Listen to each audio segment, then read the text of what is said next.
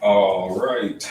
Let me move this microphone over here and just make sure my mic is working. And let's turn up the volume. Cool. Welcome, everybody. Good evening to those who are here. We will be doing a Love, Death, Robot Season 1 review. I hope everyone has reviewed the material. I do not have a script. This will be very loose. So I'm going to play my intro and we can get straight into it.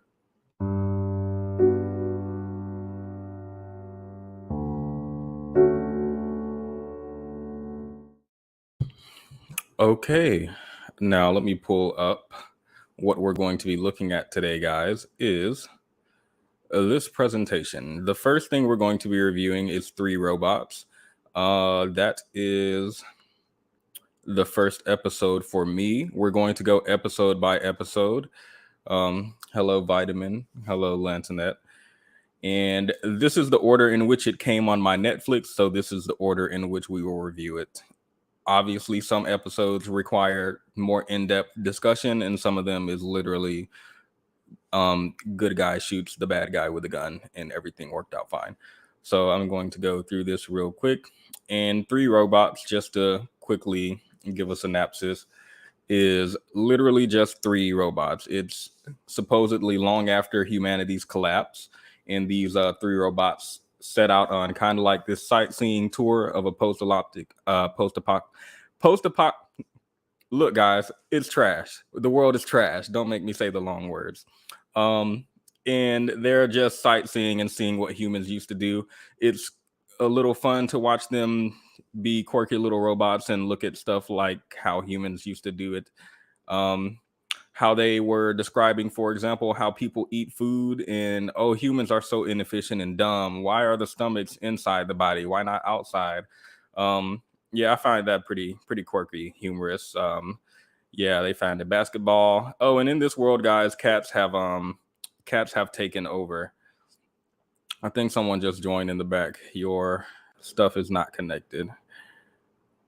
Hey, Jessica. Hi, B, Alexa. Welcome. I hope you all reviewed the homework. I will not be talking about the ghetto mess that just happened. Anybody is welcome to come up if they would like to discuss any particular episode. Hey, Olivia. I don't really know most of these names. I'm not gonna lie. Some of them I know most of them, but some of them I don't know. Um, London, I'm gonna add you to the stream. Hopefully, the homework was done. Vitamin has Vitamin has beef. Well, you can come up and share your beef, and we can fight, and then I will kick you off myself. No, I'm just playing. Hey, Lala. This sounds reminiscent of the game Stray. I'm not sure. Here from Themis. This probably isn't the live stream you want to be here for. We do some stuff like Themis does, just a lot more ghetto and dusty. But today I'm doing a review of Love, Death, Robots. It's a Netflix show, which I recommend you guys go watch. I'm going to add Vitamin to the stream as well. Hey, Mystery. And did anybody have anything to say about three robots before we move on? To summarize, the world has ended. It's only robots and cats left. The cats have opposable thumbs because humans gave them opposable thumbs for whatever reason. And then the cats took over the world. That's the show. Boring. Well, Wow. I was actually going to say that I thought it was interesting the context in which they put a lot of the stuff, like basketball. They just bounced the ball and was like, "That's anticlimactic." So I think that, like, if say we wiped ourselves out and aliens did come to Earth, what would they like perceive us to have like been like? If that makes sense. Yeah, it's like, why do they eat food? I have a battery. Why would they do something like that? Why do they have cats? And then they're like, what? Why is it purring? Is it going to explode? Like, very dumb, very nice. I like it. Bounce the basketball, and he dropped it instead of bouncing it. And he's like, well, why? Why do they do that? Because they're dumb. I like it. A lot of, and I like that. Let me go back to her. Let me go back to her. This one on the right, I really like just the y'all know I'm a sarcastic dude. I really like her monotone explanation of stuff. Yes, go watch it, Mystery. Vitamin Q recommends this. It is one of her recommended shows that she definitely recommends. Isn't that right, Vitamin? No. All right, you heard it here first. So watch it, please. Hey, everybody! Again, if I didn't say hi, sorry.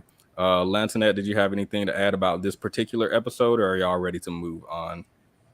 I like this episode. It's like London said, it's like their interpretation of what humans determined was fun or necessary. I thought it was hilarious. Thank you. Like somebody gets it. Like it doesn't have to be. Not everything has to be Black Mirror. It give me existential crisis, please. Like sometimes you could just watch something and enjoy it. And the fact that Yeah. this was the first episode for me, I was like, oh, cool, fun, quirky, nice. Listen, I'm gonna be the bad guy. I'm gonna be the Simon Cowell of this stream, I think, Mm. because when this came out a couple years ago, I remember seeing the advertisement and I remember seeing like the reviews and stuff, and I just remember just having this sense of like, yeah, it's not for me. And I watched every single episode. I liked 4 episodes. I'll chime in for when you do those particular ones out of like 18. But for the most part, it confirmed everything that I intuitively was thinking. It just was like, for me personally, and I don't need anybody, I'm not trying to make anyone else change their mind. It just felt like it was predictable. It had already been done with like Black Mirror and all of that. So it was just kind of like it had all these lofty expectations on it as far as I was concerned, and it just wasn't meeting them for me. Vitamin is a hater. She does not appreciate good art. I was going to say, wasn't this a semi remake of that old show Heavy Metal? I've never heard of that before. Now, I watch heavy metal and I liked heavy metal, and I guess you could say it was similar, but heavy metal was all like one cohesive story, even though it had a bunch of different animations. I believe they were all like connected, but these were just like random. Maybe that was the problem I had with it. Like typically, even when you're doing like Black Mirror has a whole episode. Wait. Before you critique the entire season, I'd like to do episode by episode, and then at the end we can do a season critique. How about that? I'll be quiet. Yeah, before we get too far ahead. My apologies. The next episode was Beyond the Aquila Rift. This was based on a book of the same name. Basically, we have our main characters here, aside from the black guy who I don't see. It's a 3-person crew. It's very futuristic, spaceship, sci-fi. They're plotting a course to their next destination. While they're plotting the course, the woman who looks to be the person who create and figure out what course we're going to go on, I don't know what that's called, the position, but she's like, oh, I found a shortcut, we can take this shortcut. And he's like, oh yeah, we might even get a bonus for this. Moving on, they then go through this hypergate thing. They are put into some pods that make them sleep so that they can go light speed and not die. And they go through this, and now all of a sudden they wake up. There's red light, something wrong. So he wakes up, he gets her out of the pod, and they're trying to figure out what's going on. And that's when this lady walks in. She is an old friend of his from a different time, maybe like 30 years ago, I don't know. And she's like, oh, this is a repair station. You are off of your course. There was a malfunction and you ended up here. We're going to get your ship repaired and everything's going to be fine. Don't worry. This girl just starts having like sickness, pod sickness or whatever. After you wake up after light speed travel, she's sick. So they decide to put her back in her pod and let her go to sleep. He and this woman go and do some freaky, nasty things. And after they're done doing freaky, nasty stuff, she's like, I haven't been quite honest with you. You are a little further than I let on. And it turns out he's not a little bit off course. He is like 300 and something light years off of his course. So he's been traveling in his state of mind, of course, while he was in cryo sleep. It's been a few months. But back on Earth, it's been like several hundred years. So all of his family's dead. All of his friends are dead. Even if he does get back to Earth, it's looking pretty grim. His old life is gone, and the world that he knew is gone as well. And he's having existential crisis. So they go to decide to wake up the girl who had sickness before. After they wake her up, she's like very confused. She's like, what is this girl? Because I don't know. It seems like she's crazy or whatever. She's like, who is that? That's not Greta. That's not the Greta I know. And she ends up cutting Greta's neck, and they decide to put her back to sleep. Later, when he and her are doing the freaky thing again in bed, he decides to check her neck, which no longer has a cut or a scar on it. And he's like, what's going on? She lets him know he's in a simulation. Nothing that he sees in front of him is real. They're just feeding him a simulation. And he's like, no, tell me the truth. Tell me the whole truth and nothing but the truth. And she decides to let him see where he really is, which I will show you guys now. And this is what he really looks like. His face is like very emaciated. He is skinny, frail, but I couldn't find good pictures of it. And this is where he is. It is just a gaggle of appendages and spider creatures running around, and they crashed on this alien comet or something like that. And then his friend, this looks blurry on my screen. I don't know if it looks blurry on y'all's screen, but his friend in the pod, the girl who they were waking up, died, or at the very least, she's very emaciated like him. I'm not sure if she's dead or not. The picture is quite blurry. And then we get this woman walking out right here. He screams, and that is the creature that has been posing as Greta the entire time. The episode ends by this is how I felt about the reveal, guys. I was not feeling the spider alien creature. And the episode ends by him waking up in his pod again, and he says, oh my God, we're light years off the course. So he now is in the dream. It's unclear if he's aware he's in the dream or if he has just chosen to forget, if he's subconsciously pushing it to the back. Don't know, but that's how the episode ends. They show where he thinks he is, and then they show the actual space station that he has crashed on. Does anyone have any thoughts about this episode? I'll let the ladies go first if they want to. The ending, when the creature came out, my face, the first time I watched it, I was like, what the F is this? This and creature?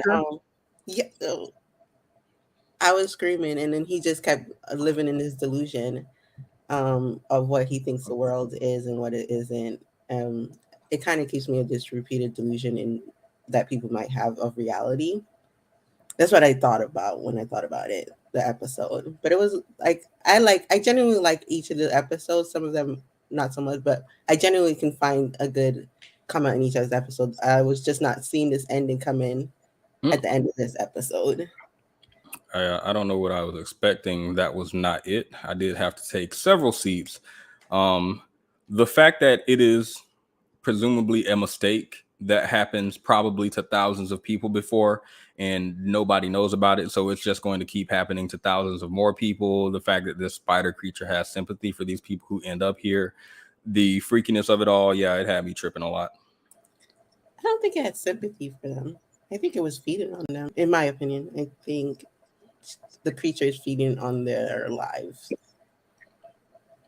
I like the way they animate people. I like the details of the skin and stuff. I think that's really cool. I was very concerned as to how the sex was working because they were having sex, and I just don't understand. So that was a little off-putting. And I think she cares. The way she was cooking, she was just like, I don't want to show you, because I think she really did have sympathy, because she was just like, look, there's no way you can get out of here, and I just prefer this be as pleasant for you as possible. Like, she seemed like she genuinely cared about their state of mind as nothing else. Okay. Like Like a what? Like a hospice. Because they could, you saw how emaciated they were. There was no food or anything. So basically, they were just going to be there until they passed away from starvation. I was going to say, wouldn't an ethical argument be, is it better to give them a quick death and let them wake up, or is it more ethical for her to feed them this fake reality in preparation for or I guess until they die? But I don't think feeding it to them sustains their life longer. So I assume they die anyway. Yeah. Is like and the only reason I know this because of stupid Walt Disney, there was this little short called The Matchstick Girl when they redistributed The Little Mermaid like some years back, and basically, spoiler alert, the little girl died of hypothermia. But what we were seeing was her like slipping, I guess, in and out of consciousness, and when she was slipping out of consciousness, she was actually in her mind in this warm, cozy cabin with her grandma. So I think it's kind of something like that. And they do say, like, when you get hypothermia, you actually get hot to the point where you start taking your clothes and stuff off. So it's like your mind lulls you into death. So I think that's what was going on, because he didn't seem like he was like, "Ooh, I'm hungry" in the simulation. You know what I mean? Like, he was just living. Okay. London, did you want to go? Yeah, I was not expecting that alien at the end. It actually reminded me of I play video games, Halo, Gravemind from Halo to a certain Oh yeah. extent. Yeah, so I was like, wow, that's interesting. And I do think that yeah, I think that she was leeching off them. I can't, because then I'm like, okay, well, he woke up. Did he pass back out? You just put him back in an illusion so you can kind of feed him the information again until he wakes back up so he can accept it, or did you put him back in there so you can still feed off of him while he's in that like hypnotic state? So I wasn't sure if she was good or bad with that. So Chupin said she doesn't care. Cortisol messes with the flavor. I think cortisol is the chemical in the brain that says alert, alarm, and by her soothing that, I guess she's making them more tasty. But I can't see that due to her letting him out the simulation and her saying, no, everybody always thinks they're ready. You're not ready. And I Right. genuinely think she cares. So, but yeah, I agree. I was not expecting the ending. I don't think anybody was. How many I think. times? Sorry to interrupt. That's a I good think question. her breaking the simulation was because he's starting to question his reality, the delusion, and So, she had to like break it to like to knock him out, put him back in. Because I think her putting him in this happy state is like Cupid said, the taste was probably better if they're in this happy state of delusion than if they were in a state of wanting to fight back against the reality. So that's an interesting point. I'm not sure why the woman, when she woke up in the pod the first time, maybe she was like, who's that? No, the second time she woke up, she's like, who is that? That is not Greta. What are you talking about?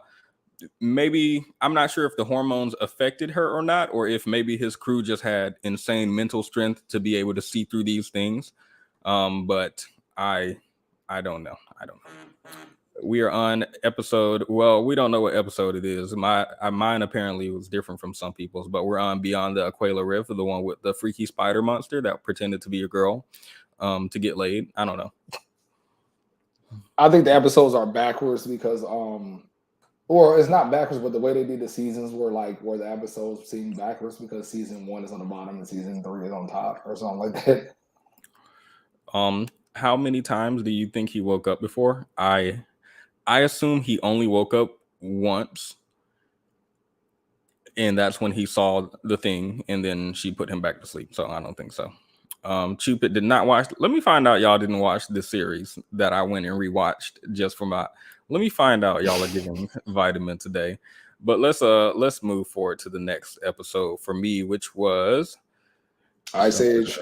Yep, Ice Age. How did you know? I rewatched too, remember?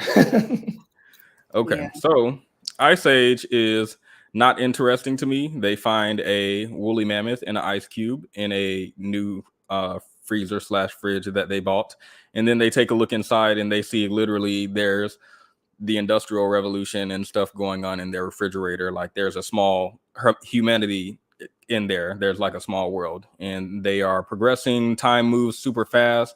I don't think there was anything particularly interesting to discuss in this episode besides the dude looking up and saying, wait, the two people who own the fridge were looking in the fridge and they were like, do you think they think we're gods or something? And we zoom in and they're like, look at these two dicks looking at us all day. That's the only part of this episode that I found interesting. Eventually it becomes this futuristic thing inside the fridge, and the humans in there advance and do weird space stuff and warp and disappear into the multiverse or something. I don't know. And then the next day you go back in the fridge and it is now restarted from the beginning of human history again. Does anyone have any thoughts on this episode? I don't feel it was worth any particular meaningful discussion. If they want to go first, they can. If not, I'll go. It was boring. I will give you this one was boring. Again, I don't think every episode has to be super sci-fi, whatever. I just thought the interesting part was at the end. It's kind of like they went through their own Big Bang theory, like Big Bang and reset of the universe. So I thought that was interesting. I appreciated the lack of penises in this episode. It was some penises. I'm not gonna lie, y'all. It was some penises. It was a good bit of penises, more than I would have thought I'd see here. But that's kind of no, there weren't any in Black Mirror, were there? I think there was like one. So I think that, he just wanted Well, this to animate penis different types of animation styles because it was just so many flagrant penises. flagrant. Okay. Did anyone else have something? Land anything on Ice Age? It was just a cute episode. The only thing I got from it is just it was just commentary, like what really happens after you've reached the pinnacle of life, and the Big Bang, where they just disappeared into, they reach the ultimate intelligence, where humans just turned into like light. And what happens after that? Do we just start all over? Is it just a repeating cycle that we keep going through and we don't know it? But Yeah, I don't. it's just a cute episode. It wasn't Cute and invited some complex thought on the back end. Not really a lot of complex thought presented in front of you, but yeah, like you said, are we here doomed to restart over and over?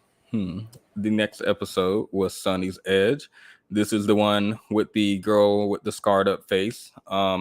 The episode begins with a peculiar looking man on the left. He looks blurred to me. I'm not sure if y'all can see. And he comes telling the fighter to take the fall in the next fight because I'm betting on this and I'll give you a sum. And her friends let him know that she's been assaulted sexually in the past. So when she goes in the ring, she's actually fighting the men who assaulted her in the past, not fighting for money or something like that. And they found it insulting, blah, blah, blah, spit at him, flipped him off. And then we progress to the next scene where she is preparing to fight. And the way that they fight, this is the man she's fighting against, is they are taking control of these two avatars, giant monstrous beings. And well, let me not spoil the ending. She's having a fight. The fight has a good bit of sexual innuendos in it, and at times it feels like her character. Oh, excuse me, spoiler, not spoiler, but what is it? Trigger warning. My apologies. Trigger warning. So a lot of the scenes or the way this particular scene is structured is such that it has a lot of innuendos that play off of sexual assault. So it has you feel like she's experiencing what she experienced years ago, now in this same moment while she's fighting this monster, which she ends up killing and winning ultimately. After she wins, the girl from before comes back to do the sexy thing with her. And whoops. Okay, yeah, I blurred it out. Thank goodness. And then the girl turns out to not be her friend. She's actually her enemy, and she was working for the big bad guy the whole time, and she killed her body, which is where we learn that she's actually, when she was assaulted, her skull burst open, so they put her brain into a machine, and now she can change what body she's in to summarize it, and she is now in the monster's body. So that is the secret, the entire show. She is actually in the monster's body when she's fighting in the ring. True Mystique is asking what this is about. I don't feel like Love, Death, Robots is something I can explain well. So y'all are just gonna have to have prior knowledge, and you're gonna have to take my basic synopsis. Anyone have any thoughts on this? The first time I watched this show years ago, this was the first episode I ever saw. My husband was watching it and I jumped in, and this episode was what actually got me into watching the entire first season. This is one of my favorite episodes. Yeah, this was pretty nice. I like the visuals. I like the theming behind it. And I don't want to say it was a predictable twist. I think there was enough ambiguity. So I like the twist too. I liked it overall. I like this one. Yeah, I like the plot twist at the end as well, and I thought it was very interesting. The monster fight. Okay. Hey, Tiffany. Welcome. We're discussing Love, Death, Robots. We're on Sunny's Edge. So, yeah, I didn't find this particular. You know how some Black Mirror or Love, Death, Robot episodes are like existential and warrant a lot of discussion. I don't think this was one of those. I think this was just a nice action packed thing you can watch with a pretty tame twist. So, yep. The next one was When the Yogurt Took Over. Guys, there was a bowl of yogurt and it gained sentience. After the yogurt gained sentience, it pretty much wanted to speak to the world leader, well, the president in the United States, and it gained control of Ohio, where they enacted all of their. Once they got control of Ohio, they enacted all of their laws and practices and made Ohio like a perfect state as the rest of the world burned. Eventually, the yogurt took over the world. After they took the world over, they advanced to a higher form of yogurt and they left the planet. That is the entire episode. Would anyone like to discuss anything on this? Well, like- they were. You Go can ahead, go London. Okay, London land. Whoever wants to go. And I was going to say, I think that weren't they experimenting on the yogurt before it became sentient, and then Oh, it you became, know what? Yeah, they were experimenting on the yogurt, but somebody took the yogurt home, put it in their fridge, and then when they woke up the next day, it was talking to them. And I thought it was funny that the yogurt basically was negotiating with all the leaders and got Ohio of all states. Yeah, Ohio was funny. And Funny. then like everybody in the world was messed up, but Ohio. Ohio was like Pleasantville. If anyone's ever seen that movie, No, I haven't. I'm a young man. I'm only 16. I'm sorry. Yes, true, Mystique. Yogurt took over the world. It became sentient and took over the world. That is what this episode was about. A bowl of yogurt. I don't feel like this warrants a lot of discussion. Again, cute episode. Lan, did you have a comment? I actually think this episode was ingenious. I think from the beginning, the yogurt knew that humans weren't going to follow the rules of the plan to the T because they're humans. And it was its plan from the beginning to overtake the world. Yeah, they said that. Wait, no, you can't say I think. They said that verbatim. You can't take the movies. The movie. No, but I thought at the end when they said that, they were just saying that that the yogurts were abandoning humans because the humans were hopeless. But I thought yogurts knew from the beginning. Yeah. They said that the humans were never going to follow the rules, even though he just getting Ohio, he knew he was going to get the entire world. So the yogurt knew how to bet.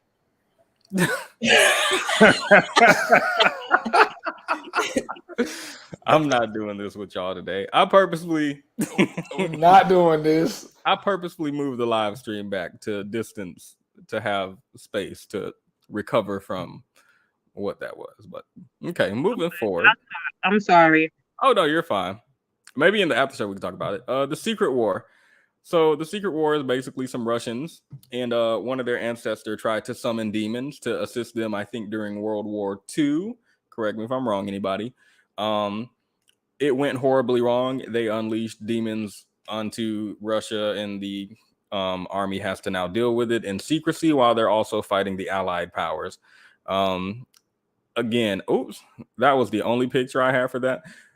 Okay, well, yeah, that is my synopsis of the episode. Pretty much, they are fighting demons during the entire episode. They make a big sacrifice at the end where we stand here, we fight here, we die here, and they fight the demons and blow them up with a big explosion. And then the German airplanes come in to bomb the rest of the demons to hell. And that is the end of that. Any comments? Actually, this is kind of in tune with some of the stories you actually hear about some of the wars. Because I know some people say in Vietnam, they weren't just fighting other people. It was other stuff going on. But that's just speculation. Okay. Is that more like a religious side of the argument? No, I'm just saying that they were just like, I've heard stories about like in real wars, there was more going on behind the scenes than just fighting other humans. That's all. But I mean, I get the demon part. They did show actually where they summoned them too. Yeah, they summoned them demons. Now, something about me, I don't summon demons. I think that's very ghetto. So I just found the whole idea dirty, and I can't believe they did something like that. I mean, maybe it was rude of me to call the demons ghetto. Apologies, Jesus. I think they were trying to win by any means necessary, so they went and got the demons to help. It was gory too. It was real gory. Yeah, it was people getting arms and legs bit off and everything. So yeah, again, this one pure pleasure, no plot twist, no deep philosophy behind. Well, maybe a little philosophy behind it, but just good, simple story. Which was, I think, maybe I don't know. Maybe I'm going down because I've been drinking. So excuse me for finding meaning where there probably isn't any meaning. So it could be that it was just a regular war, and the demons that we're seeing aren't really demons, but just the enemy. And like how sometimes in war we don't view the other side in their humanity. Heads blunt. They're just our enemies. I don't know. Wasn't that an episode of Black Mirror? It was like they had this thing where they literally see with the black soldier, and he had to choose between being in the army still or they getting exercise. Not exercise. Basically kicked out because he didn't want to view the people as non-human. Okay, so I don't know that I would call it that symbolism. I like that perspective though. Themis is on his way. God damn! Why the viewers just blew up? Themis has sent people. Ooh. See, here's what's unfortunate. Let me put welcome Themis. Hello. Okay. Now your audience is here and they don't know what's going on. I told them that we're coming over to disrupt all of it. So we are reviewing Love, Death, Robots season 1. Okay, maybe gang, pull up. Gang. Maybe this was. See, I didn't know you were having an impromptu live today. A follow-up on yesterday. Otherwise, I did it because I saw your live stream and I was like, I'm not about to have Petty drag me, so let me actually let these men speak. Okay. Now what you could do is come to my live stream in which I will discuss my smoke with you, which I have scheduled for. I don't know. I think I put it on Tuesday. Wait, Tuesday what time? You know I go live on Tuesdays, right? Yeah, that's what it's real smoke. Like we taking over the internet. We're gonna take your spot. Oh, period. Your audience need to come. Petty dropped the link. Have y'all seen the?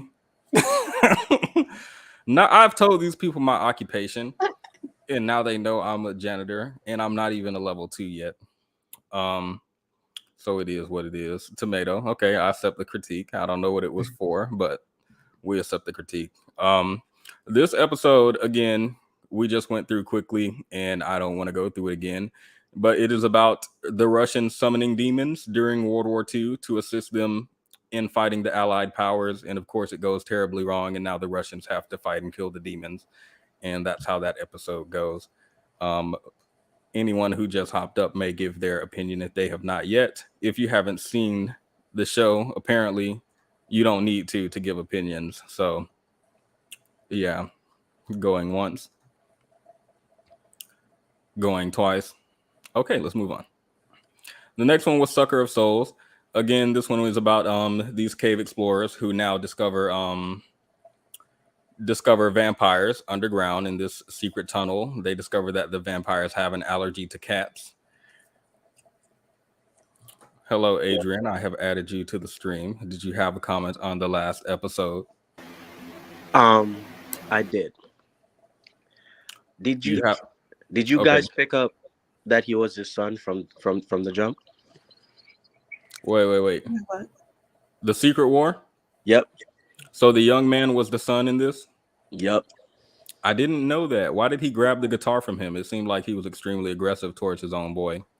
See, I took that as a perspective into how I'll say army or soldier fathers are much more aggressive or affirmative with their sons. But that the way how they represented it at the end of the show was that was his younger son. That was his son that joined his battalion. It was so awesome. I love that entire episode. It should have been longer. I don't believe you, but I'll Google it after. Does anyone have any comment on that? Yeah, I did not see that. I did. I have a comment. I'm sorry, I was having trouble. I couldn't get on. I didn't catch that was his son in the beginning, but I did see at the end. Overall, the whole thing was stressing me out. It made me sad. It was and then it made me angry when I saw like that they had summoned those things and they were talking about like the bureaucracy of how they were covering it up and expecting them to like fight the things and fight the war. So I was just overall just stressed and pissed. And then when they blew up that cliffside and opened up like the whole nest, it was just annoying from beginning to end. I don't like to be stressed out. See, what the chat is not going to do is drag us for talking about cartoons. I'm a black man and I've had an exhausting day this morning at my job, mopping floors. And right after I come on Themis's live stream where he wants to just drag black men. And that was very upsetting to me. So I now want to watch and review cartoons. So that's what we're doing today, guys. And I do not accept the tomatoes.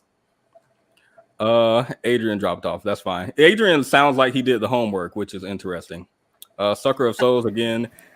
Oh yeah, that too. You gonna stop trying to come at me about people not watching the show because I didn't watch the movie.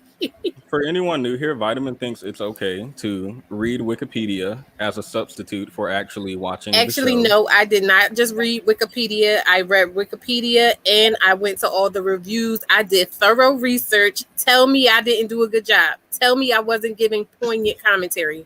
Go ahead and lie to me. If I were a college professor and I asked you to write an essay on a book or a movie and you went to read the Wikipedia synopsis of that book or movie, do you think you would make a good grade? Let me add, if you didn't know that I read the Wikipedia, if I did my work in such a way that you couldn't tell, yes, I do think I would get a good grade. If you tell the college professor you didn't read it before you even hand in your paper like you did. Anyway, why would I? Anyway, somebody in the chat asked me, where is it? Let me see how old am I? I am 16, guys. I know it is shocking to hear that such a young man has a career in these things in which I do janitorial services and make so much money. But it's just a fact you're going to have to accept. The next episode. Oh, sorry, Tiff. If you had any comment on the last one, you can before we go to Sucker of Souls. Can you hear me? Yep, we can hear you. I'm like, Vitamin, did you cuss him out, sir? This watch. What did you have us watching? This is called Love, Death, Robots. It is season 1. It's a very excellent show that I recommend to everyone. I watched it. Go off. This episode was interesting. Next. I like the kitty cat one.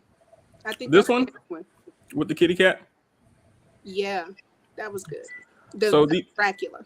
These guys discover Dracula underground. He's a vampire, very big, swole, trying to eat everybody and mess their shit up. And then they discover that he's afraid of cats. And now they use the cats to fight vampires. Again, I didn't find this episode worth much discussion. If anyone has anything to say going once. Wait a minute. You didn't think the cats? Yeah. You didn't think the cats were interesting? Like, why was he afraid of the cats? Like, they didn't really. What was that about? There is. I was going to go into more of it. Go ahead. There is mythology that says a lot of paranormal entities don't like cats for some reason. So that could be a play on that.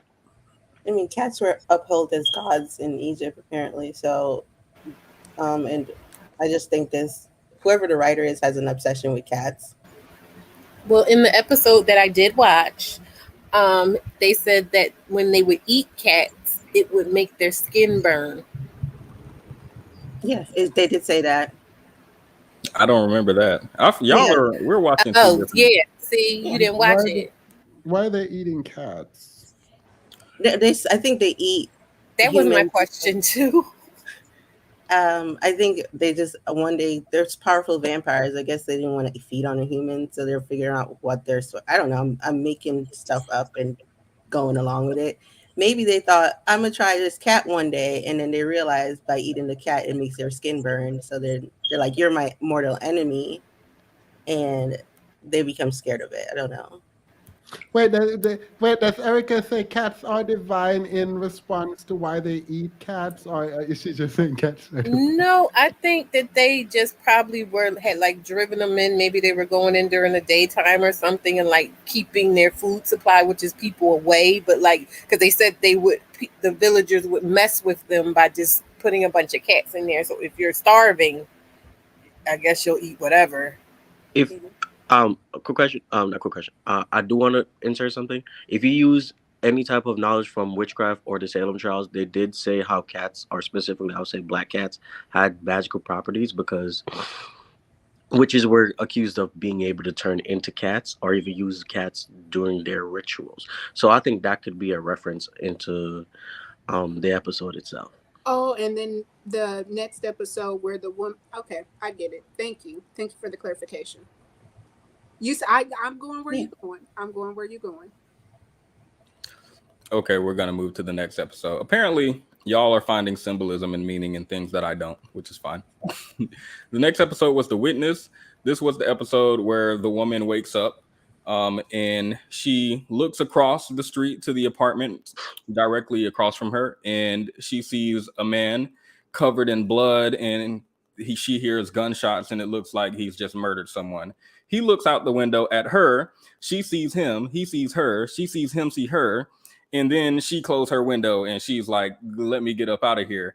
She walk outside her front door and she see him walking outside the door, and she knows that he knows that she saw him. So now he's chasing her. She gets in a cab and goes to her employer, which is like I don't know what type of strip club, or it was very BDSM. A lot of people dressed up in interesting way, a lot of rope, a lot of spandex. Wait, what? What is on the screen right now? Have you ever watched Spartacus? Hold up, Adrian. Just to get through the rest of this, she ends up going to work. He follows her there and finds her. He's enjoying the BDSM stripper thing for a little bit before he catches her. Then he chases her home and follows her up to her apartment where she locks herself in the door. And then he I think he breaks the door down, or he had a key to the door. Something interesting. Like he had a key to the door that she locked, which was interesting. Then he catches her in there and they like have a back and forth, and the camera goes all over the place, and then you hear gunshots. And then this time she is in blood and she's just killed the man. It's looking at his dead body, and she looks out the window and notices across the building from her that this same man that she just murdered is in that apartment now, looking at her bloodied with the gun. She looked back down at him and realized that they're in this kind of loop thing, and presumably that's where the episode ends. Presumably now she's going to chase him as he runs away, and then he's going to kill her, and then they're going to be stuck in this type of Groundhog Day loop. So you forgot to point out that when she sees him and you see him killing the girl or killing the person, he looks down and it's actually her. So we know from the beginning that it's her. Oh yeah. I missed that the first time I watched, but yeah, he does look down in the beginning and it's her dead body, and he's like, why is she over there? I wonder how the loop started in the first place.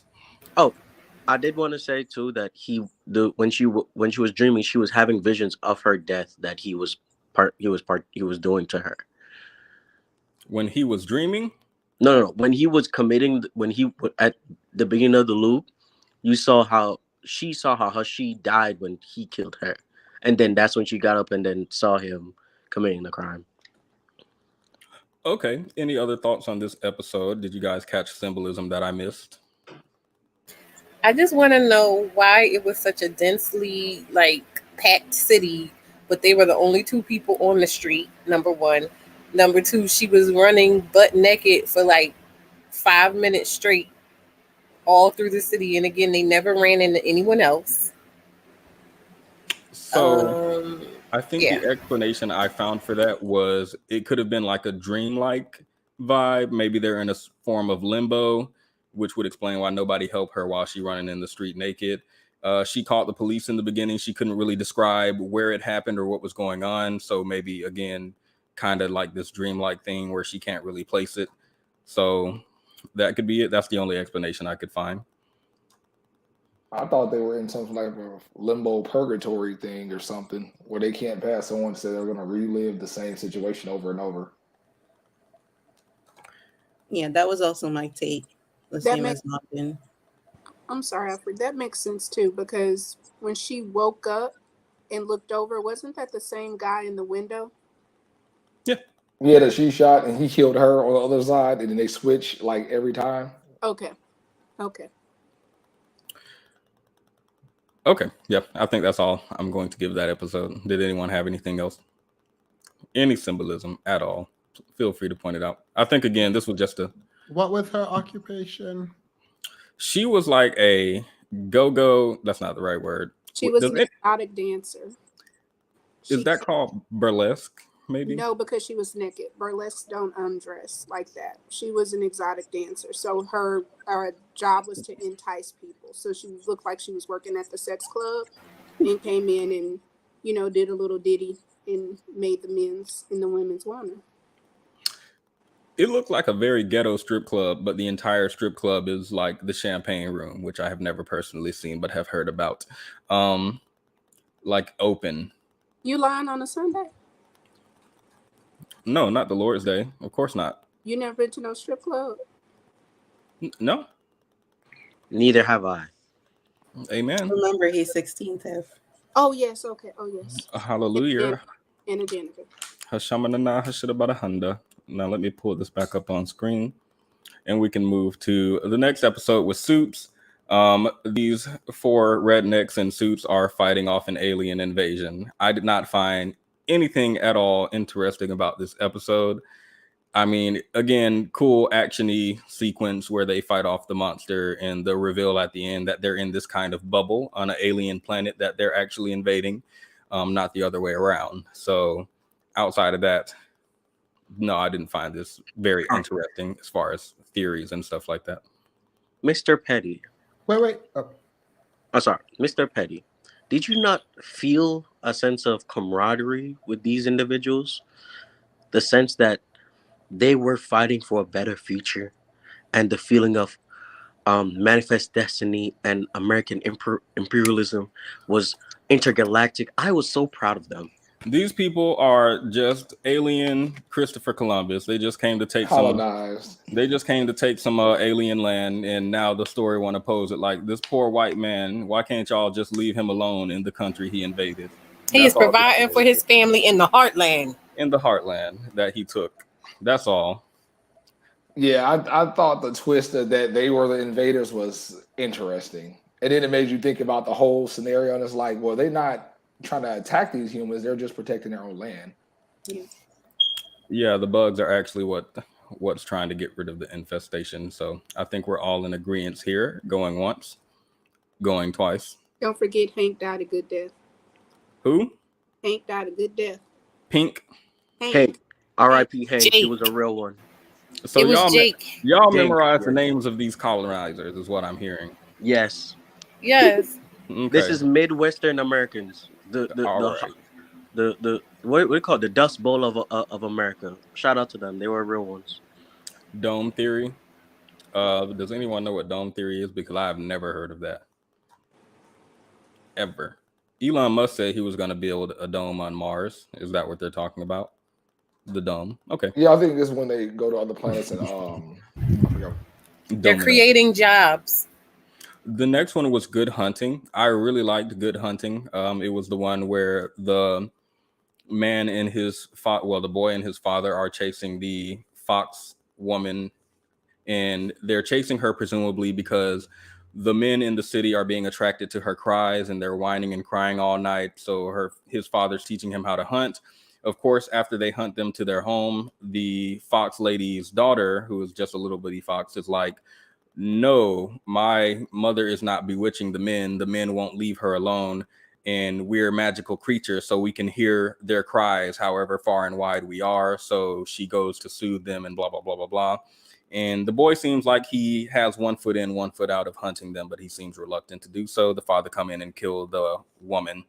Then the boy in the actually, I forgot what happened. I just watched this earlier, but the boy and the girl, I'm pretty sure, become friends, and the city becomes more and more industrialized, and kind of the old ways get left behind after his father dies, and the new way, steampunk, and all this technology progresses. He finds her in the new city, which again is just very technologically advanced compared to his small hometown life in the country. And he finds her again and finds out that nearly all of her body has been replaced with robot parts. So You're she's not now. doing it. I'm sorry. Can I tell it? You're not doing it right. Like You are butchering this review, my guy. I want to tell the story because this was one of my favorites. Okay, go ahead. Okay, so picture this: Mhm. feudal Japan, 16 cents. Like I don't know when the year was, It's but China. anyway, It's China. China. All right, there we go. And so him and his father are like ducking down and they're waiting for someone or something. And you hear this man, pitiful man in the background. He's like whining and crying or whatever. They got him tied up in the room. So him and his son are hiding. His son is holding like this bucket of piss. It's literally a bucket of piss.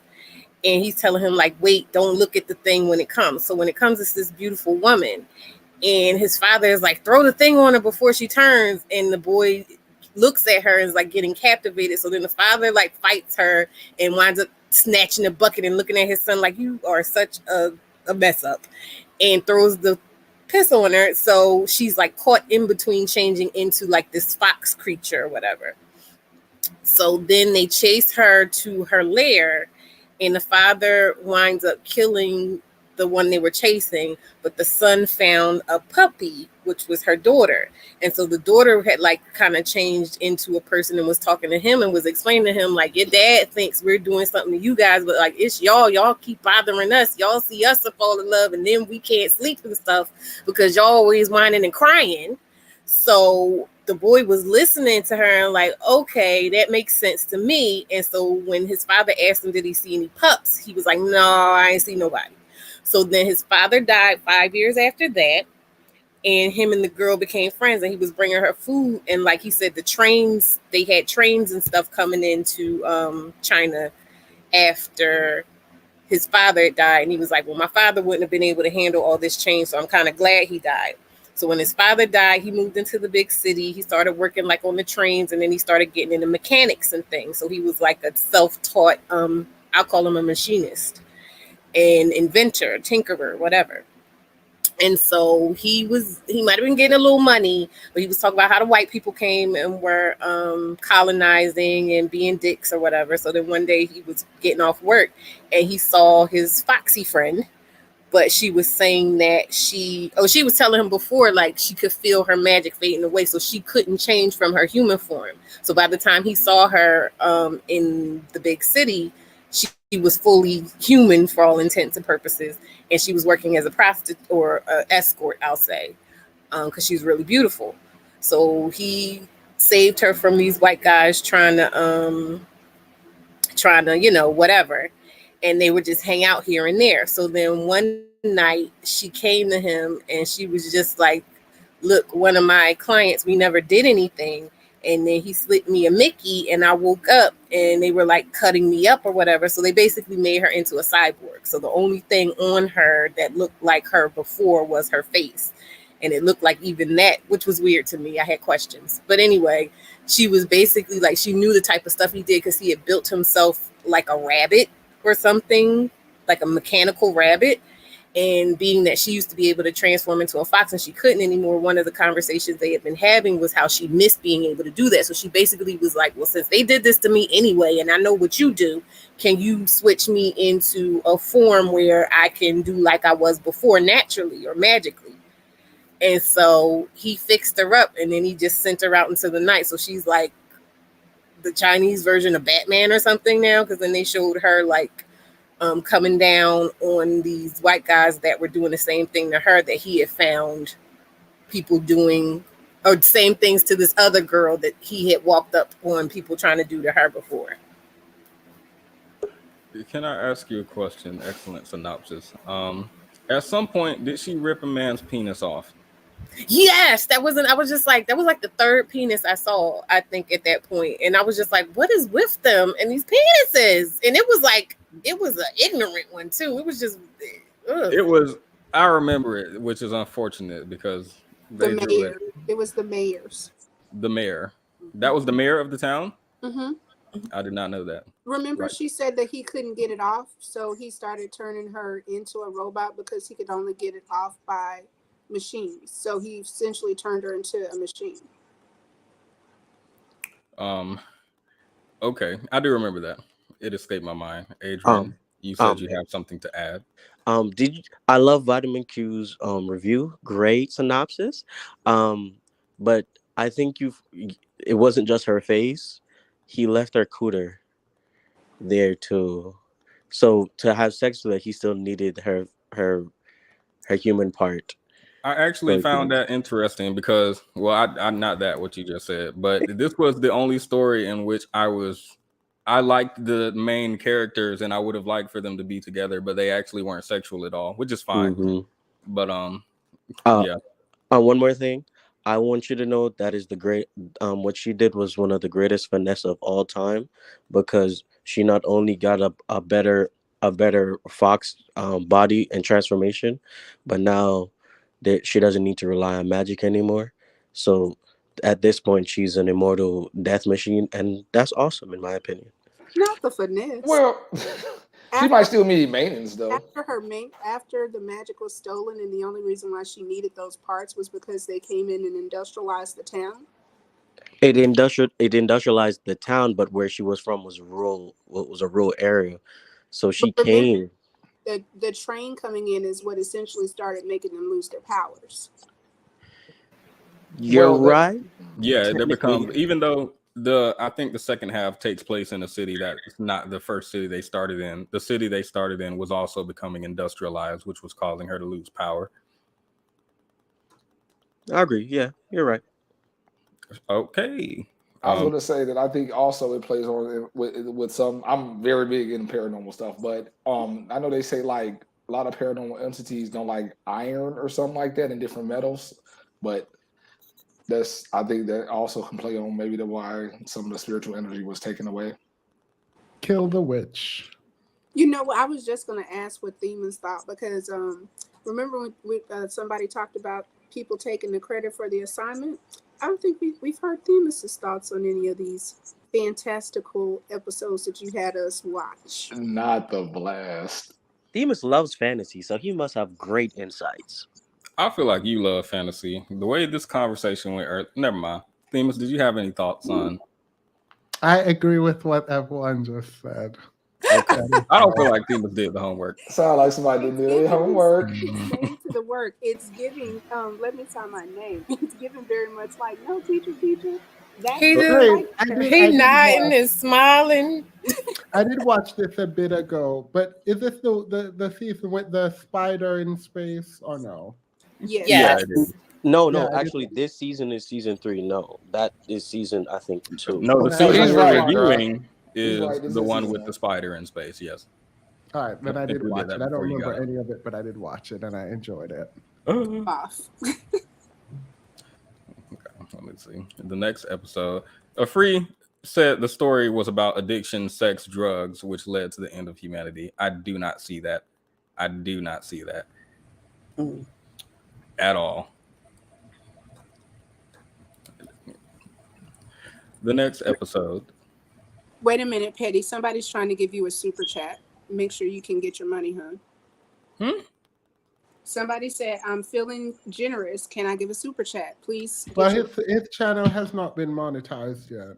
Yeah, my channel's not monetized, so I don't think you can in the first Yeah, place. get the likes up and everyone follow Prince Petty so he can get his monetization. You can super chat him at Themacentos. Super chat me at Themacentos. Themis will cash app me all of the money directly, so just go and super chat Themacentos. Super chats are not enabled. No, they're not. The Dealership, though. next episode was the dump. Again, this is one of those episodes I did not feel was worthy of a lot of discussion. The man is in the dump, and the businessman comes and, hey, man, you can't be out here without a permit. I don't know, something dumb. And there is a garbage monster that eats the businessman. This was not You interesting. don't understand what this has to say about capitalism and experiencing homelessness and elitism. You didn't get any of that. I think this says a lot about our society, specifically our community, the Black community, and how this man is comfortable in his dump. Instead of improving the community, he would rather have the businessman lower his standard, which I did not like. Did you also notice how he coddled the monster? He coddled the monster. Yes, the monster represents the Black man in the community and how we don't police each other. If you guys were unaware. And you noticed that the dump was dusty? Just saying.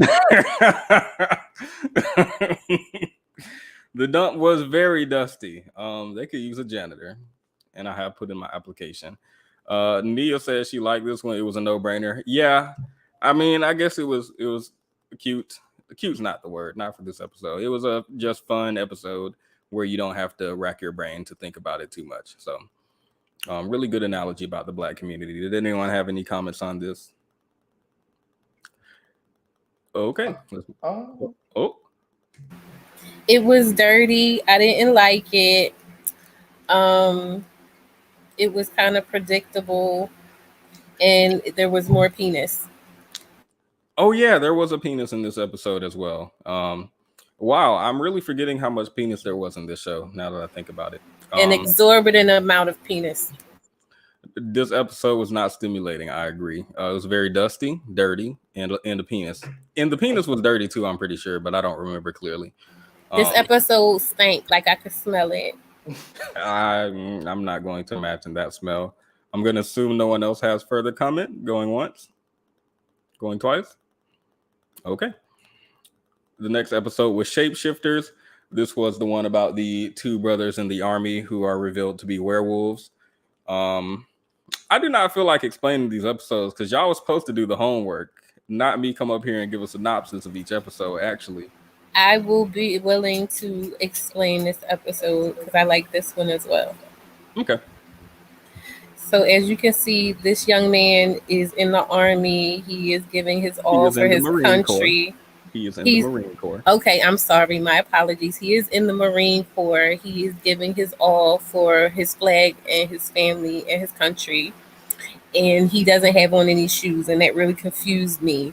But then he was walking ahead of the tank, and he started smelling things, and then his eyes changed, and people were shooting at them, and so he could see really well and tell them where to shoot at, like what house to shoot at with that tank behind him. So they were utilizing him, and then there's somebody in the far back. You can see him walking behind the tank. They're the same. So apparently they're werewolves. They didn't explicitly mention that until like a good part into the story. So I was confused for a while. And a lot of the people they are serving with don't really like their kind. So they were dealing with like, is that speciesism? What would that be called? Yes. They're dealing with discrimination and bias and hatred and all of that, but they have each other, so brotherhood. And so then they go, what happened? Oh, they got split up. Like his friend got sent somewhere up the mountain or whatever to another nearby base. And one night they heard all this hullabaloo, and he's like, let me run up there because I'll get there before you all get yourselves together to put all your stuff on and come up there. I'll already be up there and see what's going on. So he went up there. His friend was dead. Everybody else was dead. So then his superior officer was like, well, why didn't your friend, that's why we got y'all here. Why didn't he stop it? And he was like, well, they killed him first and then they killed everybody else. So now he's got a vendetta because he's like, they killed my friend, my brother, whatever. So then they're like, okay, he's like, but I got the scent of whoever did it, so I can find them. And they're like, okay. So then they're in the nearby town and they're walking down the street and he smelled who it was. And he looked over and it was this old man sitting there. He looked like he was blind. but he was real cool with it. He ain't say nothing.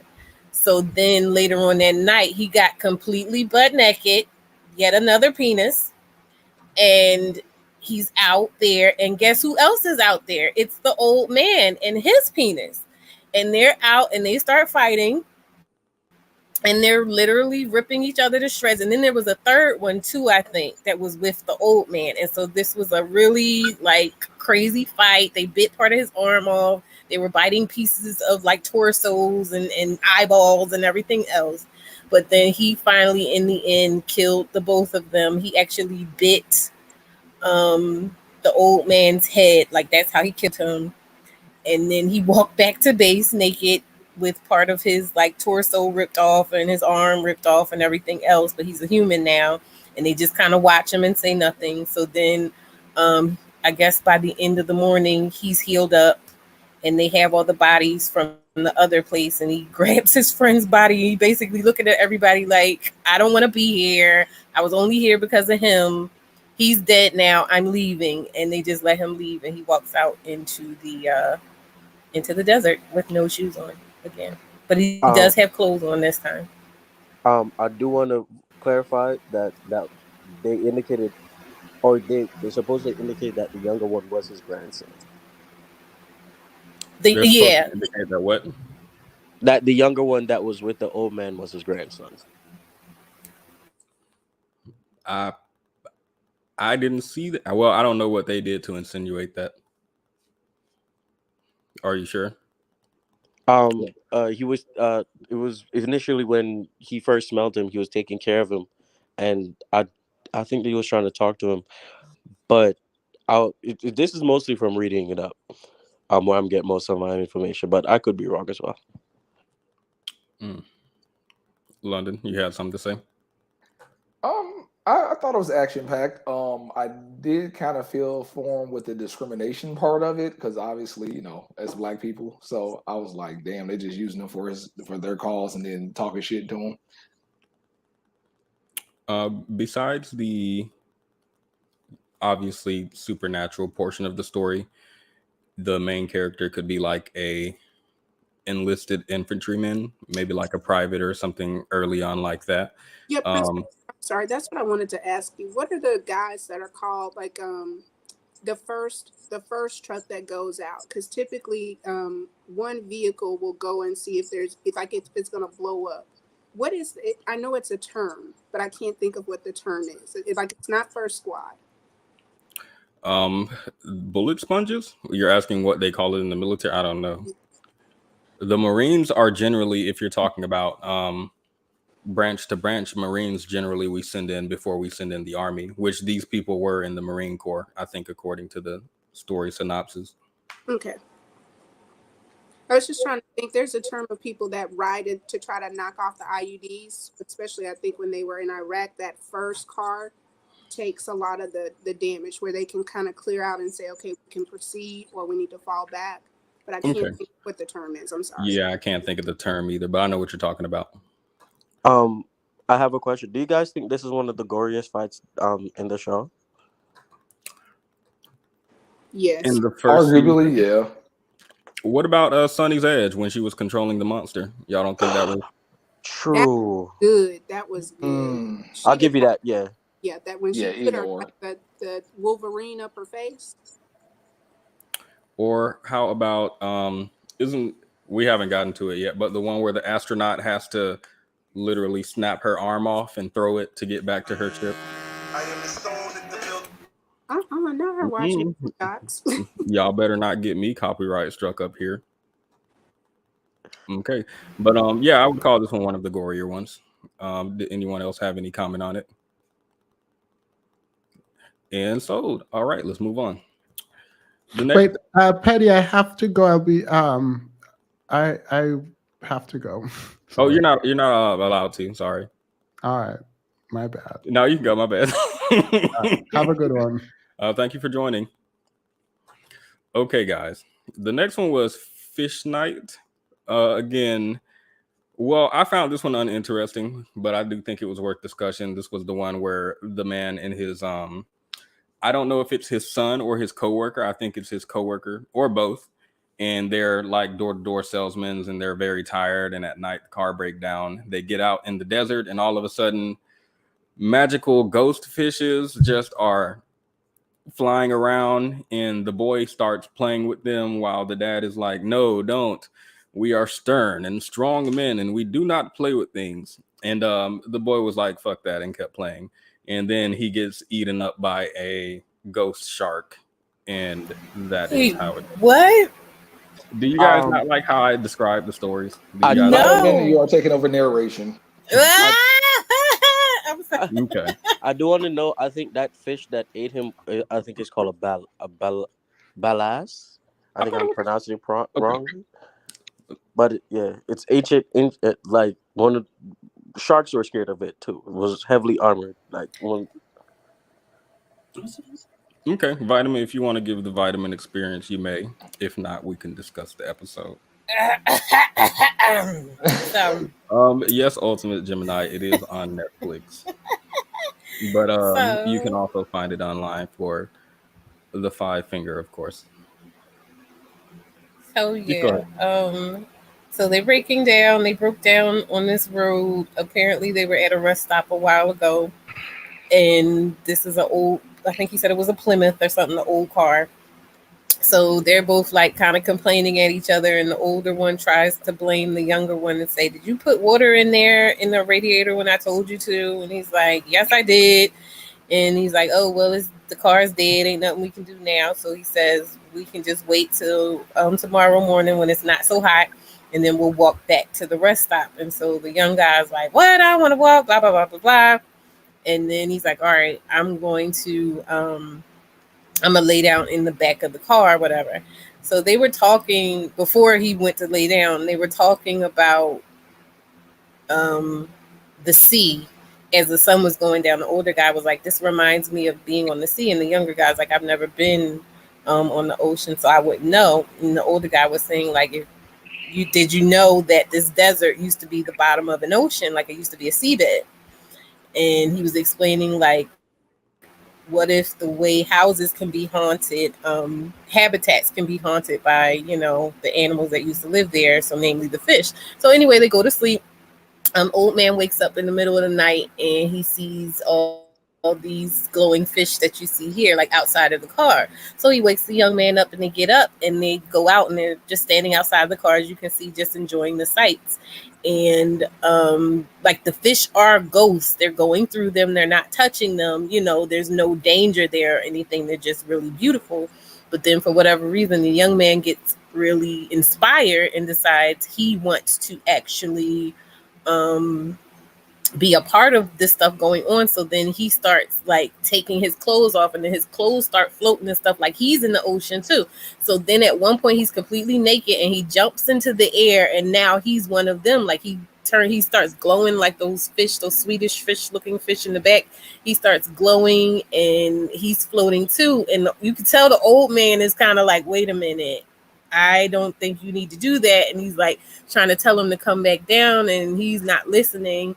I don't know if he couldn't hear him anymore, if he was just so enthralled with what was going on, but I suspect he might not have been able to hear him because technically he was on a different plane at that point.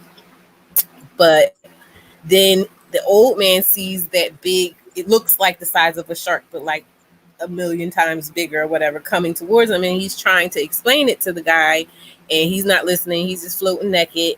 And then the shark comes, eats him. There's like, how when you see Shark Week or something, and they bite something, and then the water's kind of like colored with blood and stuff or whatever. It was kind of like that, but it was like this iridescent ether. Blood. Yeah, it was clear what had happened, but it was just in the air, and then everything just went away, and he was just there by himself in the desert. Okay. I do have something to say. I think Vitamin might have liked this show, like this episode specifically, because he didn't see any penis, even though he got naked.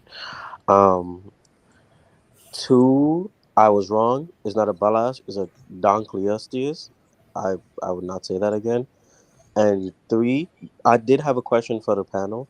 Do you think like there are parts of the on Earth that you think are close to the spiritual realm that some like is a reference to this, like you could see ghosts or some type of spiritual reading is stronger in certain parts of in the world.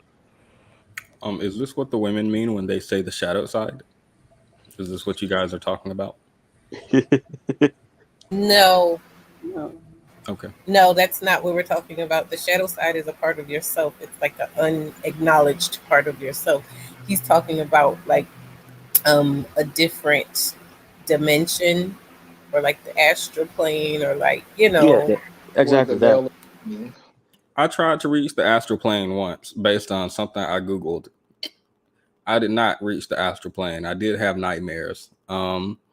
I don't know that I believe in such a dimension that exists around us that we can't see. Maybe. Themis has a ghost, he has said, so maybe there is a plane which we do not know about. London Link is slandering my name. I watched every single episode of this show, and I was mad because I missed the first hour of Themis's live watching this show.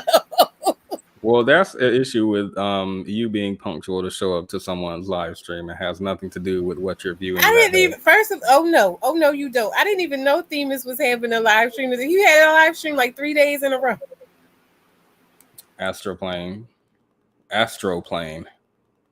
Lake Lanier. Wait a minute. No, y'all not about to bring up these haunted places. You're bringing an energy here that I don't like. Lake Lanier. I don't want that energy here. LSD. What are you? Now, don't incriminate yourselves, guys. I don't know what's legal in the states in which you live in. But maybe, yeah, if we're discussing it as if you take LSD, this dimension now exists. I've heard that before from some people who have taken it, that now they're somewhere else, they're God, they're a lot of weird stuff. So maybe. I want to get deep with you right now. So you know, or do you know, are you aware that scientifically speaking, quantumly speaking, all time is happening in this 1 second. So the past, present, and the future technically are happening now, but we just can't perceive it that way. We perceive time as linear. Vitamin, I have a little liquor in me. I would not like to answer that question. I would, do too. I would like you to. I would like to notify that you could be talking about the fourth dimension that uses time as a part of the scale, which is awesome, but I do not have all the information currently. Well, I was going to say that that could be why what we might perceive as like when people say they see ghosts in their house, it could be like the other timeline like seeping in. That's what I And it's was not getting real. at. Yep. Okay. I don't think that would be all of time existing at once. Wouldn't that be parallel timelines? No, Like the that's a multiverse? fact, Jack. I will not argue with science. I don't know that time exists all at once. I don't know what I'm doing tomorrow, so I can't say that I exist.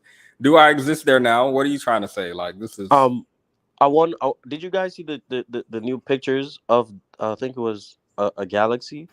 Yes. Yeah, that is a good representation of what of how time can exist right now, both past, present, and the future. Because what we saw right then and there, the light still existing, is technically the past, but we still are experiencing currently within both its future and our present. I agree with that. I'm gonna try to give my interpretation of what Vitamin said. We can say, how about this? Because somebody in the comments said we are the observer. I wouldn't say the observer. I would say we are the experiencer or whatever.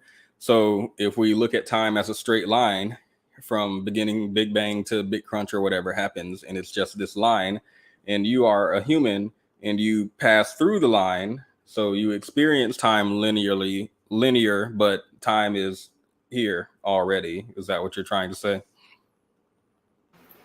Well, yes, like it all. So everything that ever happened, ever will happen, is all happening technically in what we would perceive as now. What we categorize as now. But we can only perceive the linear experience of time. So we can only, go through minute by second, day by day, year by year, things like that. But if we could perceive it, it would all just kind of be like a blip. Okay, you should watch Everything Everywhere All at Once. Or the man was it the Watcher? Sorry, Hmm? you know where Doctor Manhattan? Do you know that show where Doctor Manhattan was on? Yeah, Dr. Yeah, Manhattan Watchmen. experiences all of time at once. Yeah. Yes, I don't. yes. The I Watchmen. was going to suggest that. Oh, The Watcher. That's a good example. I was going to. I've already watched it. Now I will say there is a penis in that one, but it was one. No, it wasn't one. Was it more than one? Yes, he duplicates. I didn't himself. mind that one. He duplicates himself and you see multiple penises. Yes, that's true. I didn't mind that one. Okay. Penis reviews coming soon, guys. Reviewing shows based on the number of penises they have. Dr. Manhattan apparently has several, so he will be rated highly. And they're blue, to my knowledge. Physicists say that we are the observer. Okay, we're the observer, not the experiencer, who you can't make up words. That's fair. Episode of Manhattan where Dr. Manhattan tells her he experienced their entire relationship all at once. Yes. Yes, Everything Everywhere All at Once is an amazing movie. I'm not about to bring up these quantum mechanic comments. Y'all are not about to freak me out today. Sorry, I just won't have it, but I will read them based on what we can focus on. This is There's a movie you can watch it on YouTube. It's called "What the Bleep Do We Know" or something like that. It's not the best. Like it came out in like the early 2000s or whatever, but it gives you somewhat of an idea of what they're talking about. Are we nerds? Be honest with me, guys. Yes. Yes, No, we're not love nerds. We're it. blurs. We're cool. Yes, come on, To Wanda. know this is the only time I can think clearly and concisely, so maybe. Okay, I'll say it in the after show. Let me put this back on screen. If anyone has any more, we got into quantum mechanics and physics, but Yeah. the next one was Helping Hand. Again, this one is uninteresting to me, guys. The astronaut. The reason the reviews we had in the beginning had so many pictures is because I like them, and then as I went on watching, I was like, no. So that's why these only have one picture. This astronaut is in space with a cheap company, and she goes outside of the hatch and becomes disconnected from her ship. She now has to get back to her ship, and to do so, she takes off her glove and she throws it in the opposite direction to propel her towards the spaceship. She is unable to grab onto the spaceship and she keeps going past it. And her hand, now exposed to space after she took her glove off, is frozen. And she literally twist and snap it off. Ooh, yeah, thinking about it has me ill. But she twists and snaps off her arm, throws it in the opposite direction to get back to the spaceship, which she does successfully catch onto and get back inside. And then she says, "Houston, we have a problem." That's how it ends. That's not her words verbatim, but yeah. Episode terrified me. Totally unnecessary in actual space. Yeah, I'm not sure that's how physics work. I'm not sure if you throw something, it will propel you. I don't know that you can throw it with enough force to do so. You but I'm can not in sure. space because Yeah. it's very low gravity. Actually, yes. Vitamin But Q. she has motion. I feel like to throw something with enough force to stop her. Well, it depends on how fast she was moving, I guess. Yeah, but you can't Oh, right. you're not in the ocean. You're not swimming. That's the problem. You need an opposite force to propel you into another direction. Yeah. As a biology student, watching that was the most awesome thing I've ever experienced. To be honest with you. A It biology stressed student. me out. Yes. Because I've seen bodies being frozen and how you can easily crumble, and it matched up. To be honest. But I was gonna ask, can she really, I guess, tourniquet her arm with a what is it, a watch she use to see, not let the outside? I guess it wouldn't be air because it's air in space, but not let it get inside her suit or whatever. That's Yeah, part. that was not realistic. That was yeah. I was Yeah. like, she couldn't do something The like that. air would been escaping. You would have indicated that air's oxygen is escaping the suit. That was extremely not realistic. Yeah, that was me. I had questions. I was like, okay, so that doesn't make sense because to me, I was like, I don't think it's secure anymore once you cut your took the glove off and I put the mean, ribbon. I don't know if just a tourniquet can prevent it from traveling because you're no longer. Y'all are haters. You can cut off your blood supply and all of the oxygen getting out with a watch. I don't know why y'all are trying to make this what it is not. It is what it is. well, I mean, I think especially if it's that dire of a situation, you're going to just try whatever. Shout out Okay. to the challenger. I don't think we have any existential explanation, physics. Anybody going once? They made a whole movie out of that. Well, not out of that particular thing, but what was it Gravity. called? With Sandra Yes. Bullock. Oh Gravity. Yeah. yeah.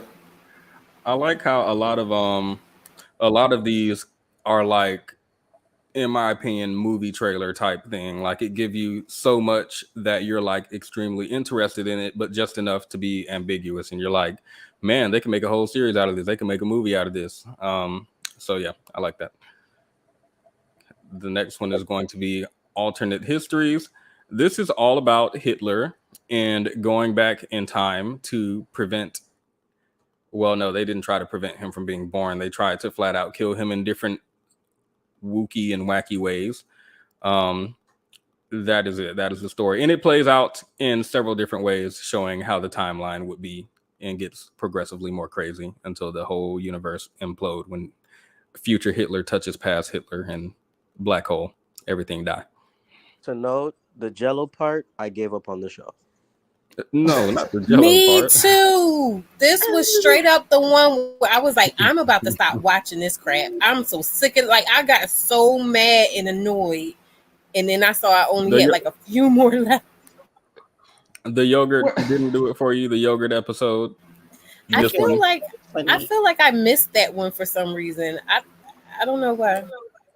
The sentient yogurt was a thought process that someone just said, "Hey, why not try it out?"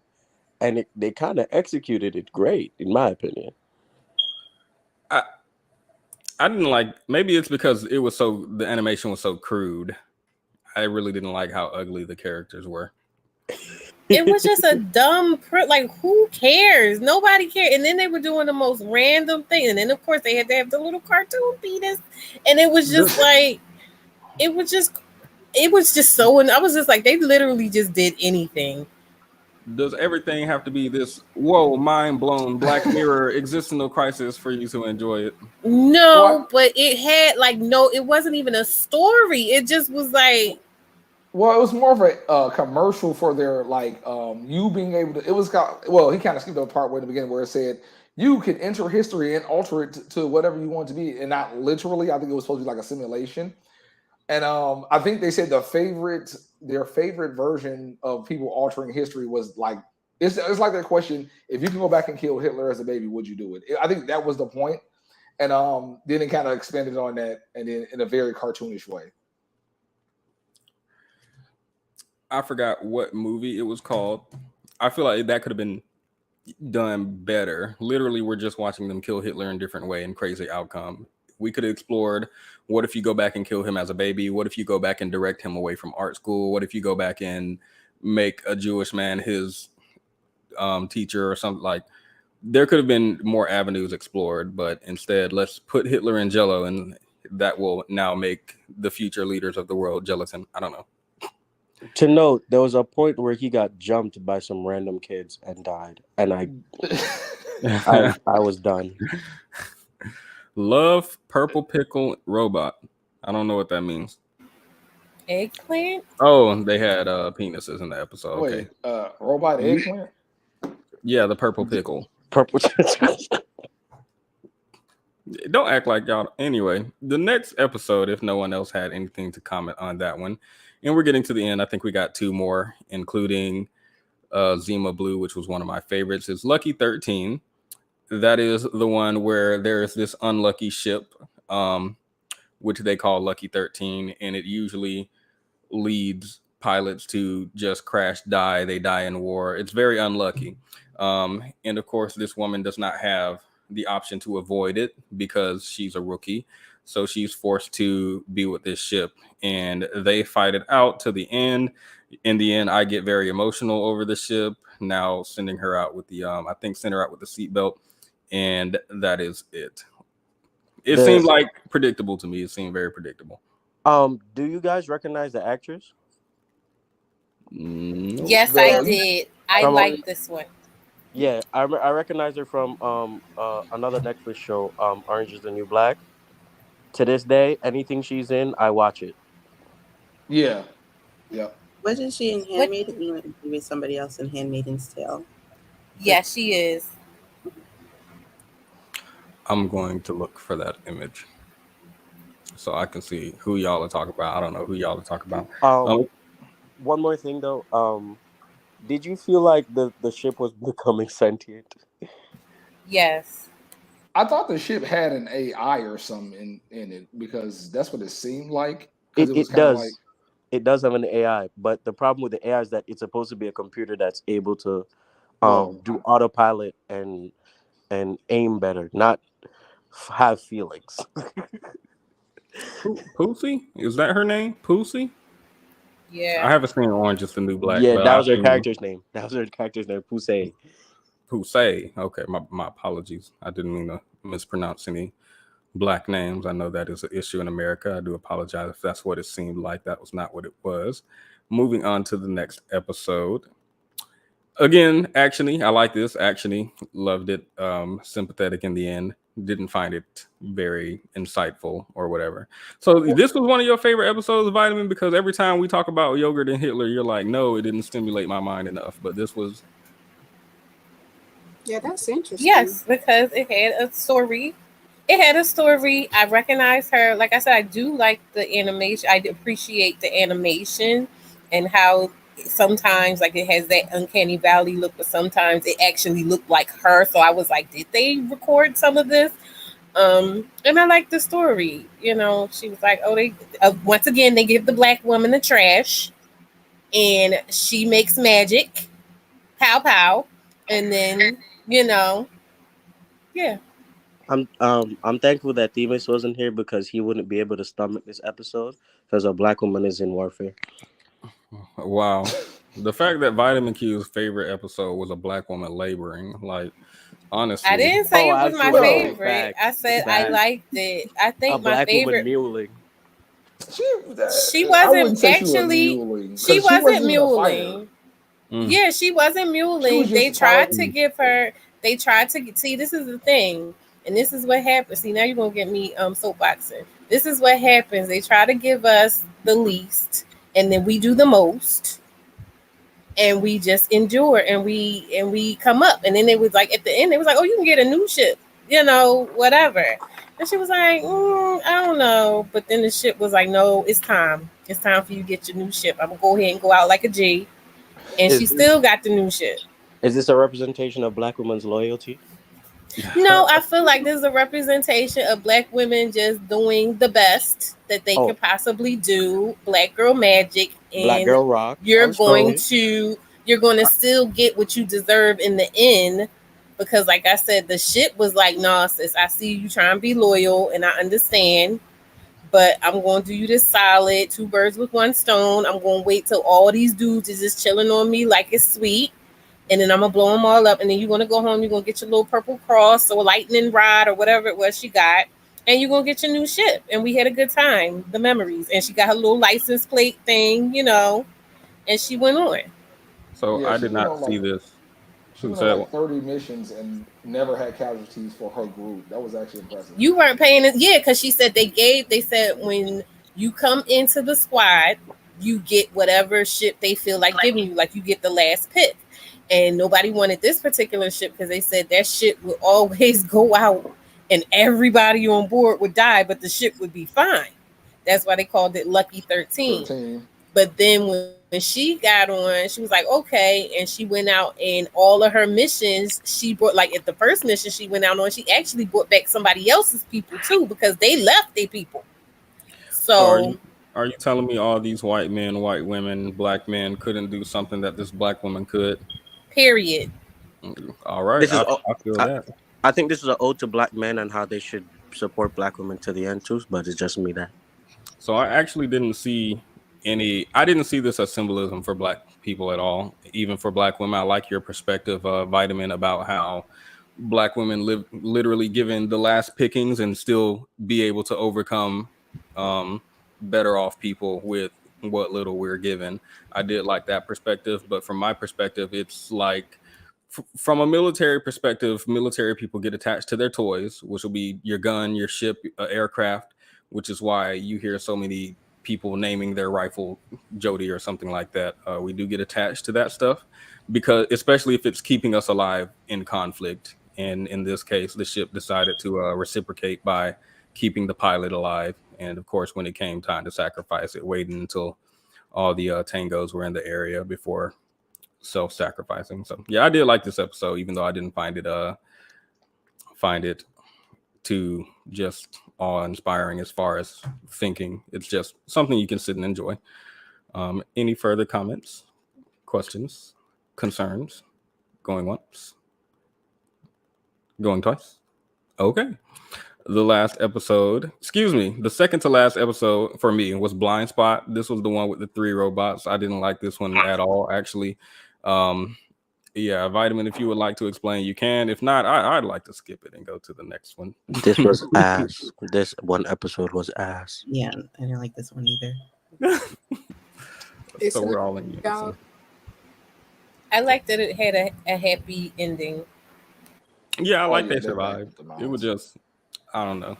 because a lot of the rest of these was just like I think that was I'm like I like more happy stuff, and a lot of the stuff was just like sad or just scary and make you feel out of control and have an existential crisis. So this was nice to just be like, oh, everybody's okay. All right. Okay, I'll give it that. Barely. I'll barely give it that. Any other comments on this episode? Nah, I was straight and to the point. 4 robots go on a mission for a computer chip. 3 ended up broke, backed up their minds on a network, and the last person got the chip and left. That's pretty much it. Like Vin Diesel said, it's all about family. It'd be cool. It'd be cool if the episodes were connected. Y'all know how Black Mirror do it, where it's not like there's a direct connection in every episode, but sometimes they use similar technology. What if what they're using to back up their mind here could have been what Sonny was using in Sonny's Edge to after her skull got broken? That'd be cool if they had like some subtle tie-ins like that, but I don't think they did. Outside of that, episode was I'm gonna give it a. This is season 1, Tab Joy of Love, Death, Robots, all episodes, of which we're on the last one now, which was Zima Blue. And this is, of course, one of my favorite episodes. I will explain it poorly, and then Vitamin, of course, will come right after me and explain it much better. This mysterious man on the screen is a world-renowned, or it's like a universally renowned artist. Like it goes Yeah, beyond earthly, galaxy. universe, everything. So he is this famous artist, and he has made these big, beautiful pictures of the universe and galaxies, and they're just awe-inspiring. He always gathers a large audience. But as you can see in this picture, there's a little square of blue, and he painted one of his amazing pictures, but there was just this splotch of blue in the middle. This little square of blue in the middle, and people were like curious about it. And then the next picture he made, there was an even bigger square of blue, even bigger and bigger and bigger. And eventually he started painting like the entire portrait was just blue. Then he went and painted like it was a planet like Saturn or something where it has rings. And he painted the whole planet blue. He painted the rings of the planet blue. And his canvases got bigger and bigger and bigger. And it just became this shade of blue. It's giving Kanye West. Y'all are not about to do Zima Blue like that. This man is a universally renowned artist, and y'all are haters. So eventually, he doesn't do interviews or anything like that. He's very private. But of course, people are just curious what's going on. Why is he getting more and more blue? So he finally accepts an interviewer for the first time in like 30 years. And he explains, I haven't spoken to the public. Let me explain my background to you. And he tells a story about how I saw someone coming off of mute. Did anyone have issue with the way I'm describing this story? No, You're I thought You're it doing was. not doing it justice. I you're will let doing you great, continue. bro. Let him I finish. thought it Let was him also finish. like 100 years or something because he was alive for quite a few, It like was 100. Oh 100 yeah, years. yeah. I forgot he is replacing. How did I forget? I literally had to binge this whole thing this morning again, just You about before. to mess it up. Vitamin, Anyway, you want to give us the Wikipedia explanation for us? yeah, go ahead, Vitamin. Yeah. Okay. So there's this racially ambiguous cartoon woman in this motorjet water skimmer car, and she's waxing poetic about how she got an invitation from the Zima Blue to come and interview him, and she's just like, I've been trying to interview him forever, and he just kept fleeing me or whatever. But he invited her, and she shows you the. She doesn't show us, but she's looking at the invitation. Um, it's giving production value. It's blue, and it says, he's requesting that you come and visit him. So they drop her off, and he comes and meets her. And you see this person here. He looks like a strong, melanated king, and he's got the deep voice. He's just like, hey, thank you for coming. It's time to tell my story. I haven't been accepting interviews in over 100 years. Blah blah blah blah. Mind you, while she was coming, she's like giving exposition about how he was just a regular artist and he used to draw portraits, and then he was like, I'm tired of this. I don't want to keep looking at these rich people. I want to do something with meaning. And so then he starts like painting vistas, and then he starts painting the universe. And she's like, his paintings used to just be of the universe, and they were amazing in and of themselves, very detailed. She said, and then one day he just had this little speck of blue in there, and then each painting, the blue would get bigger. Sometimes it would be a triangle, sometimes it would be a circle or whatever. But eventually his paintings just became this particular shade of blue, like all together. And then they just started getting bigger and bigger to the point where they were like taking up whole sides of the hemisphere or whatever.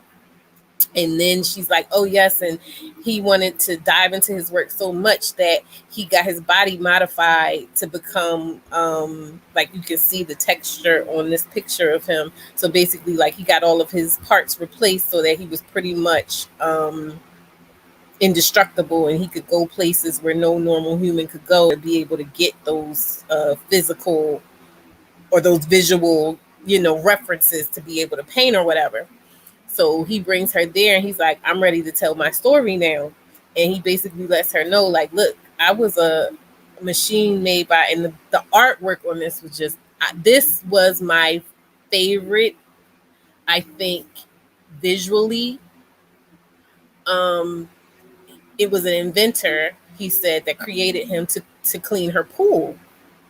And so the Zima blue was the color of the tiles that he was cleaning. Like, his beginning origins was him just looking at that color all of the time.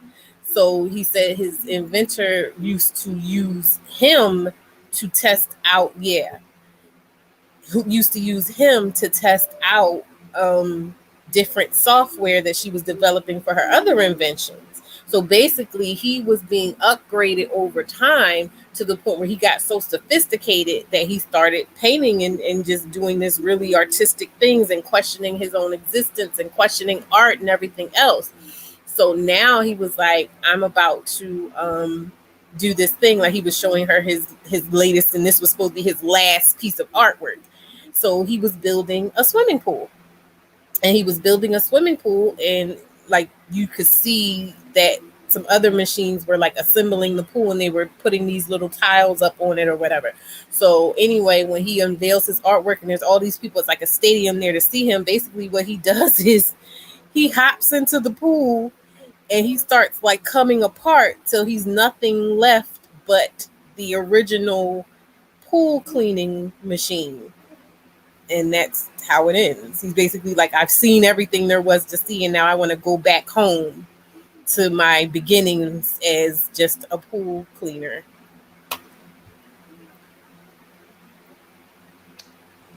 Beautiful breakdown. You better Great you breakdown. Vitamin. You powerful, powerful girl. Excellent breakdown. I really enjoyed the existential crisis that ensued from this. I did watch it while drinking some wine. So it was a mind, it was an existential dread. Like, to come so far and evolve so much only to decide that your true purpose is to regress completely back where you began just blew me away. Especially when his body parts start coming apart in the pool and it's revealed he's the pool cleaner. And yeah, I like it. Is it What? regression though, or is it I that once you see so much and you do get to explore, it's when you get to a point in life where you realize the simple things in life are what matter. It's the simple things. It's peace of That's what I mind. was thinking. Yeah. It's not about. It's not. I mean, he had the experience. He saw the world. He got to evolve. But in the end, sometimes you just want to be at home looking at the blue. okay. I love how that's positive, and it was great. I also had an existential dread and midlife crisis while watching it. Um, but I do want to note that a major thing it taught me in this entire short was as a if you're born of a black woman, so essentially he was a black man, a robotic black man, you have to lie to get far in life. And that was very much a great point I really took into heart. Lie and you can be a universally known name, and I respected that. Just to regress and become the simplest form and find peace in life. When you finesse all the money you can, and now you've enjoyed all the wealth of the world, just go back to the simple things because you've already finessed everybody, and that's a great point I took from that. That was incredible. Dustiness aside, I will agree with everyone's point here that, again, maybe I phrased it wrong when I said um, he regressed to his original form. But to better say it, it's clear in the way that his art evolved. He tried to portray the beauty of the universe. And at first, human portraits and giant cosmic murals were beautiful to him. But as he saw more and more, he keeps coming back to this little block of Zima blue until it blocks every other aspect of his art. And then he realizes that the most beautiful thing he's seen are those tiles in the swimming pool, and that simple sense of purpose and not needing some grand vision or proclamation. To him, that first view of life that he had when his creator put the chip in his head was the greatest beauty that the universe had to offer to him. So I found that as like pure art. And I think I phrased it wrong in the beginning. I have Um, a question for yeah, Adrian. yes.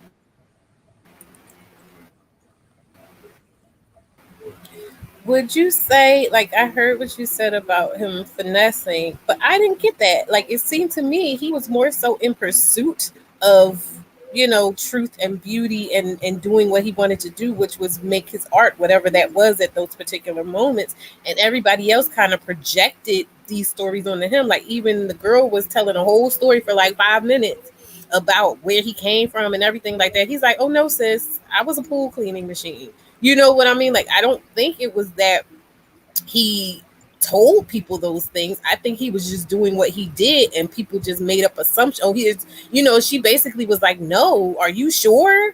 Like, she pretty much asked him, are you sure? Like, are you sure you're a man saying that you're a machine or trying to become a machine, or you're really a machine that, became whatever you are now?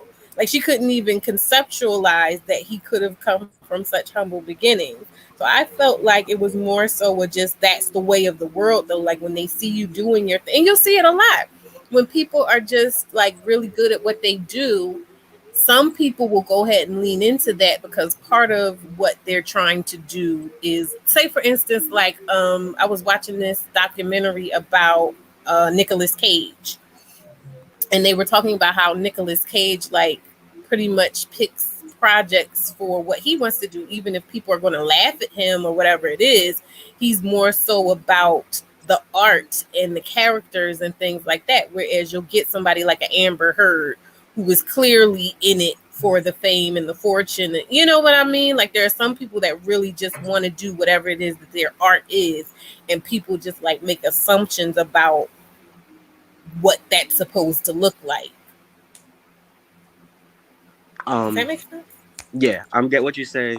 Specifically, is the you're trying you're trying to uh clarify a better perspective into looking at Zima specifically, and I love it. Your perspective is great actually, but I do want to say if you don't clarify rumors or um fake news that is about you, are you not participating in said false news or lies? Adrian, I have Because two questions. Two questions yes, before you finish that sentence. Has Beyonce ever confirmed or denied any rumor out here about her? And the That's what I next was going to question is say. going to be about Yes. what is her name? Lauren London? Don't do No, that. not Lauren London. Wait a minute. Lori Harvey. Petty. Wait a minute, Petty, because it was speculated for years that Jay-Z was unfaithful.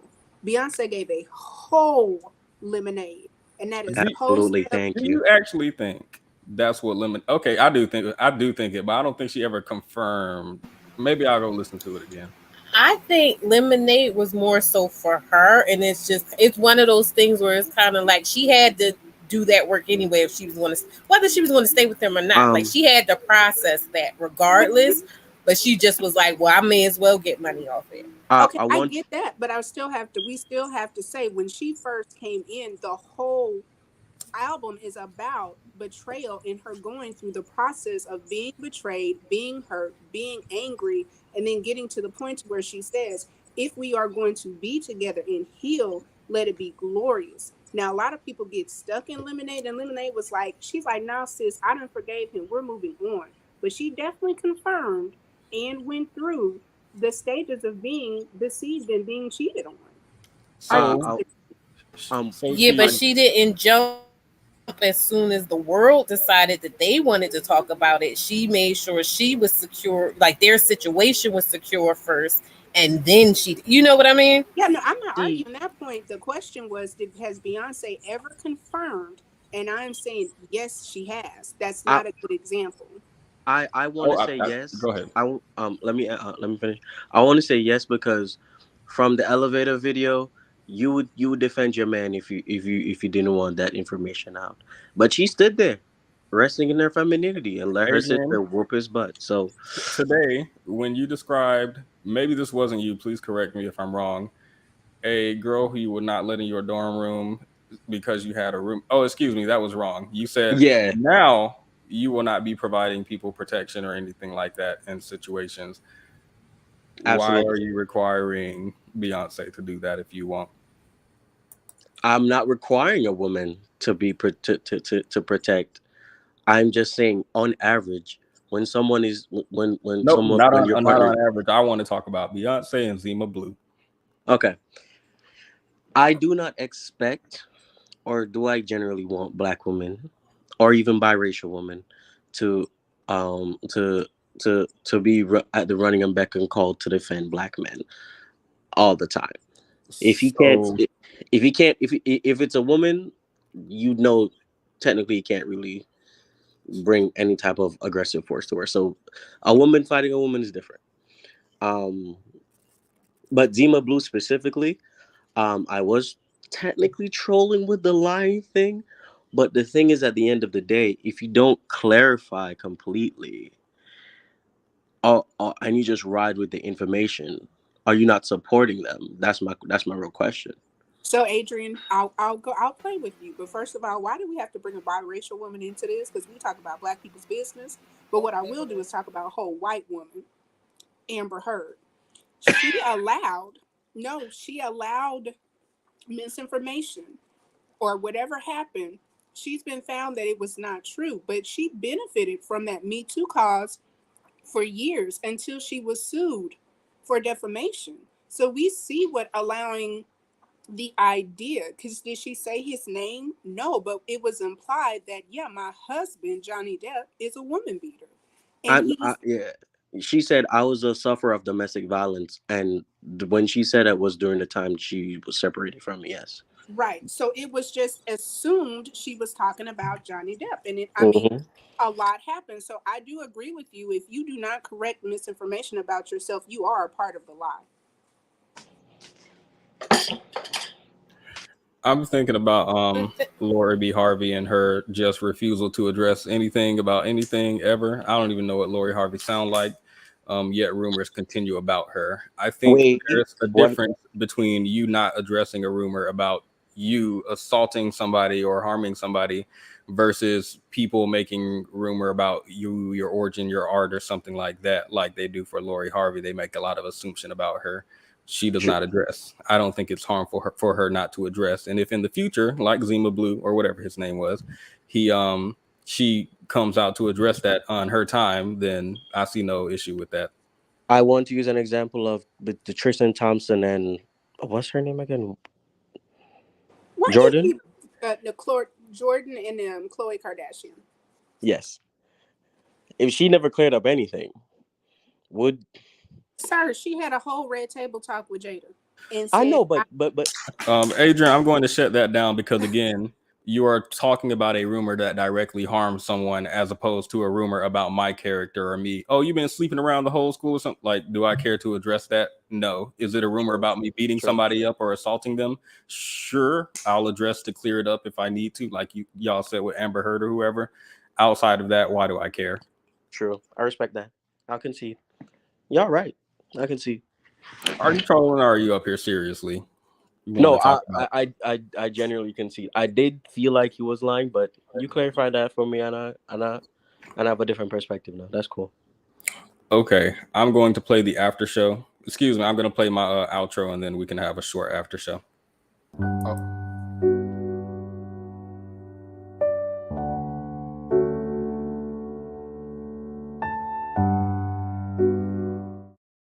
You know what? I forgot. I forgot. Like, subscribe, share with your. I forgot all of that. Oh well. Does anyone have any more comments on anything from season 1 of Love, Death, and Robots? Yes. oh, I'm sorry. Go, Lana. Sorry. Yeah, I did have. This is because the last one, the episode was one of my favorite episodes. Just that he was searching for his purpose, like he's like always searching for new purpose, and when in the end he always had the purpose with him from the beginning. And then what they say about people imprinting on you what they believe your purpose should be in life, and he just kept going towards that, and he got lost in there, and then towards the end, finding out, oh, I've always had it. Wow, I thought that was a great episode also, but this is something else. Like, his creator was a Black woman. Why did he leave his legacy to a biracial, unambiguous woman? That was just my little thing. Oh, big That's facts. why I Yeah, pointed was out great. that she was ambiguous in the beginning, because that struck me too. Mm-hmm. Also, that pool at the end was actually the original pool that he was actually working for in the beginning. I think he said he had it dug up. That was Yeah. Yes, that was He cool. did. Somebody like said that. it was giving Kanye, and it actually, when they said that, that made so much sense. Giving Kanye. Yeah, they said, oh, Kanye wasn't. That's crazy. A Black woman gave Prometheus fire. No, what she's saying is very true. His first girlfriend that was on College Hill is a fashion designer, and she actually got him his first design book, and also by proxy took him into a fashion world that he never had access to. He took the skills that he learned from a Black woman and made a white family rich. Didn't know that. Interesting. Now, you guys said you were displeased that the legacy that a Black woman started him on was left to a biracial woman. The creator of this episode was, I think, Alastair Reynolds. He also created the book, if I'm correct. He's white. So I don't feel like himself to Blackness, which is or maybe he's making a critique on it. I like the way he drew his Black characters. I wish I could pull the picture of that girl back up. She was stunning. She was really pretty. As all Black women are, you know. So we're doing seasons 2 and 3. Oh yeah, I was about to ask the same thing. Yeah, we are doing seasons 2 and 3. I forgot how long this season was. This was like 18 episodes we went through. The other seasons are like one of them. I think is 8 like and 9, I think. yeah. So I was Well, like, Are we gonna put them together? yeah, can we do 2 and 3 together? And since we had to do this, may I make a suggestion? Can we do School Days? I would love to do a critique of that movie in 2022. if y'all send me a DM on the Discord or write it on the comments when I post this, well, when I end this live stream, so that we can have a list. I have a list to go through that y'all have been recommending.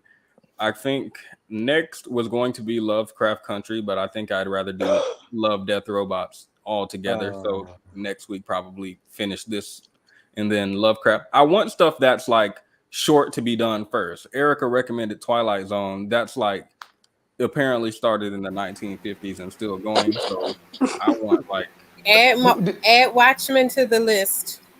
Yes, Yeah, the movie. Watchmen is pretty good. The The series. show or the movie?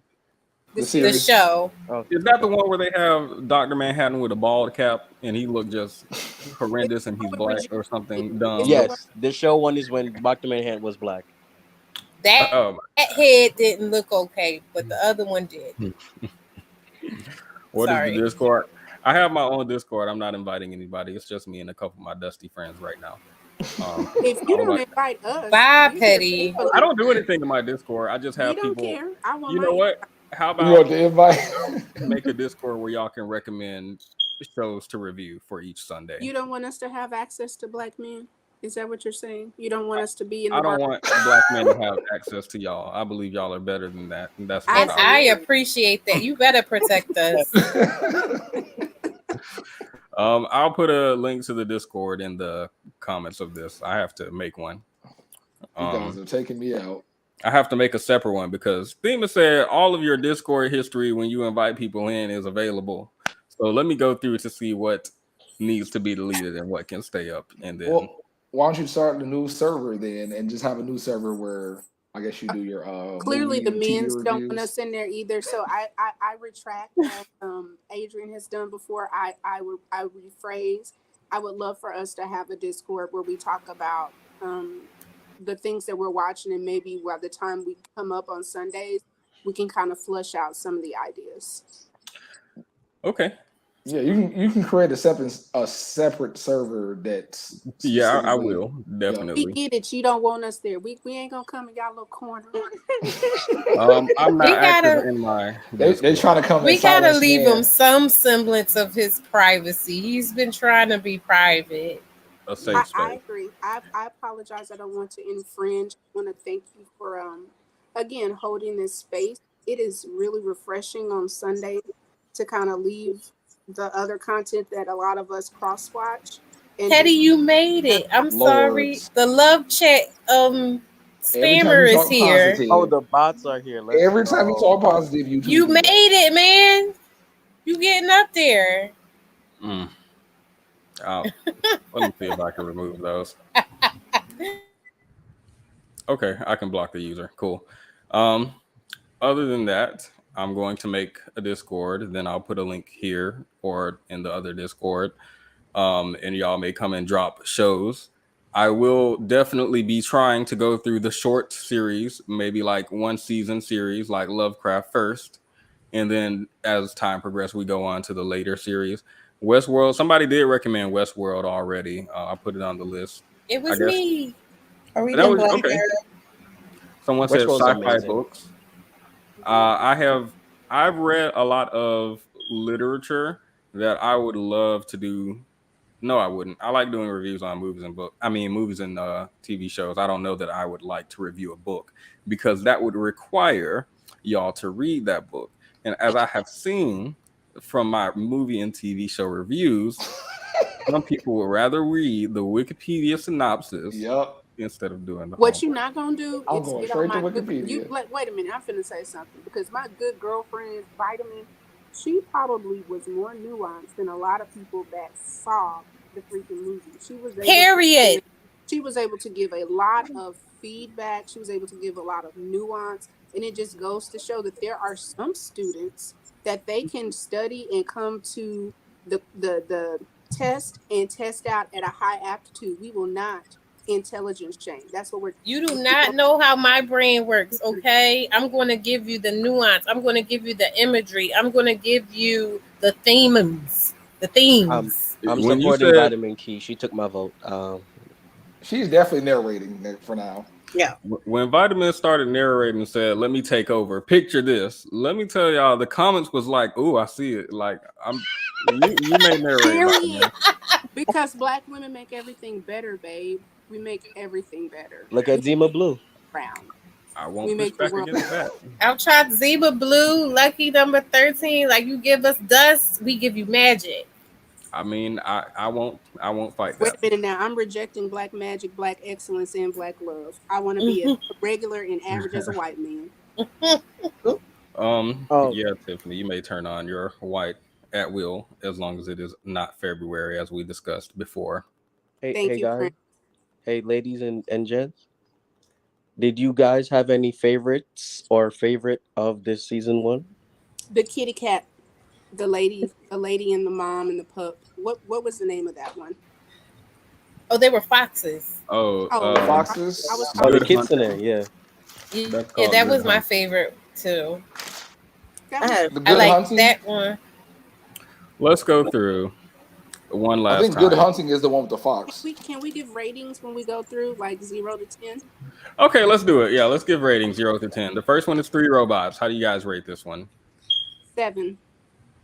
I With give it its Oh, sorry, you go. 7 because I like the fact that they didn't like understand humans I give it Mm, and gave their own like interpretations. We didn't hear Lynette. 8. I'll give it a 7 as well. I liked it, but it was nothing extraordinary for me. Nice I, intro to the show.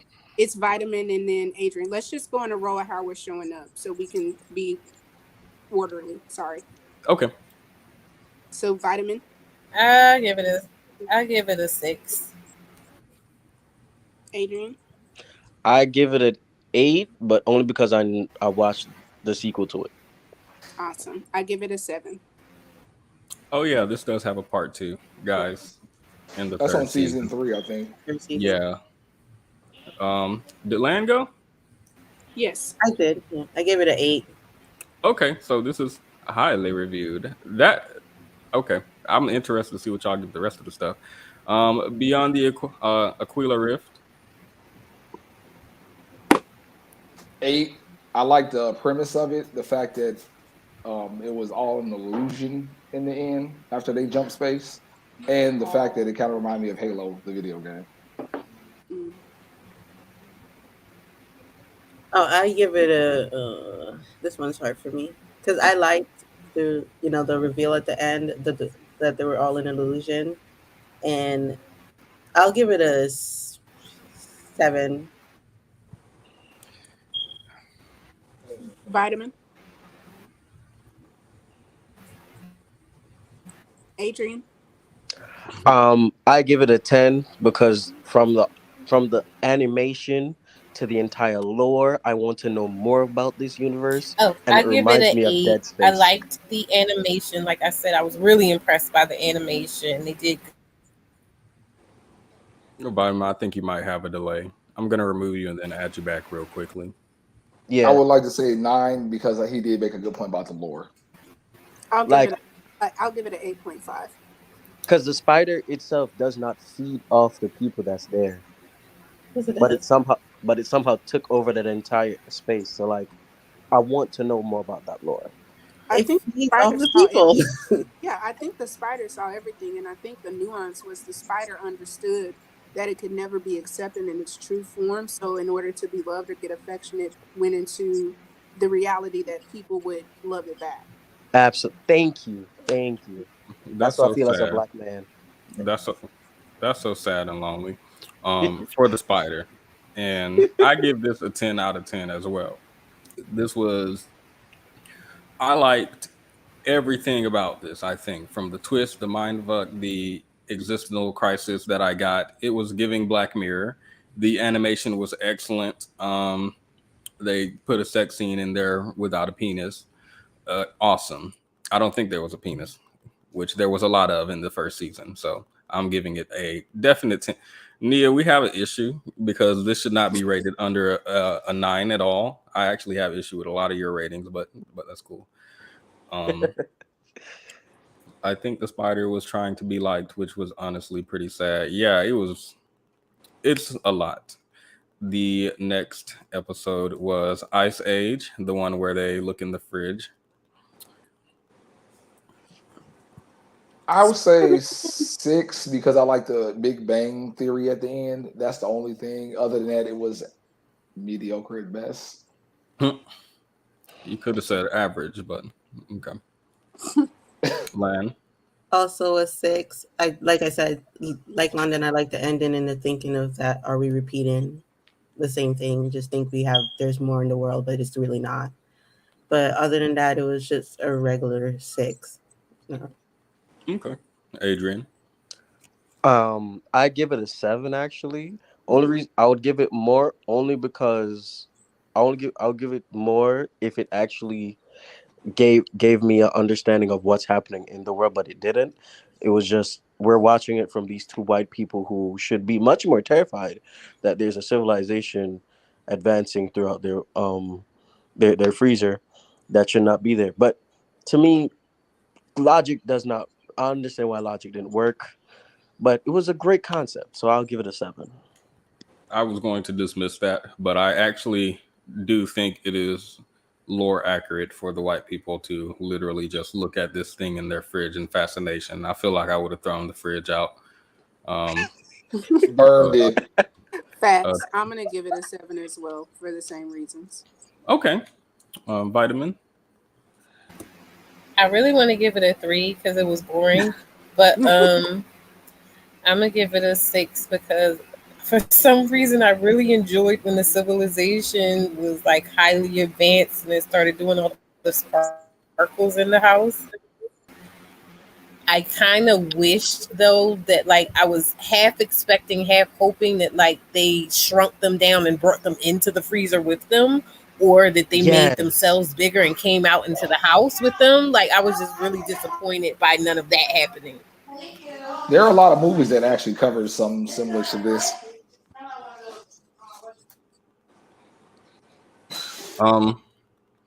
You can go ahead, London, if you want to continue. No, I was just saying there are a lot of movies that cover like the little people. Okay. Somebody shrinking down and going to a miniature world. You know what I didn't think about earlier when we were reviewing? So they open the fridge and they're like, I wonder if we're gods to them. And the people are looking at them like, man, this girl got broccoli in her teeth. Get out of my face. They didn't care. I wonder what kind of writing on the walls cavemen must have done about these two giant faces in the. Do they have a god in this world? How are they now that they are advanced? Do they have the technology maybe to make themselves bigger and interact with these people? Or I think it invites some interesting questions. He I got also give it a 6. Remember, he got a rash from a nuclear bomb, so A rash from a nuclear bomb. He is a god to them. He should be. He should be. The next episode. Yeah.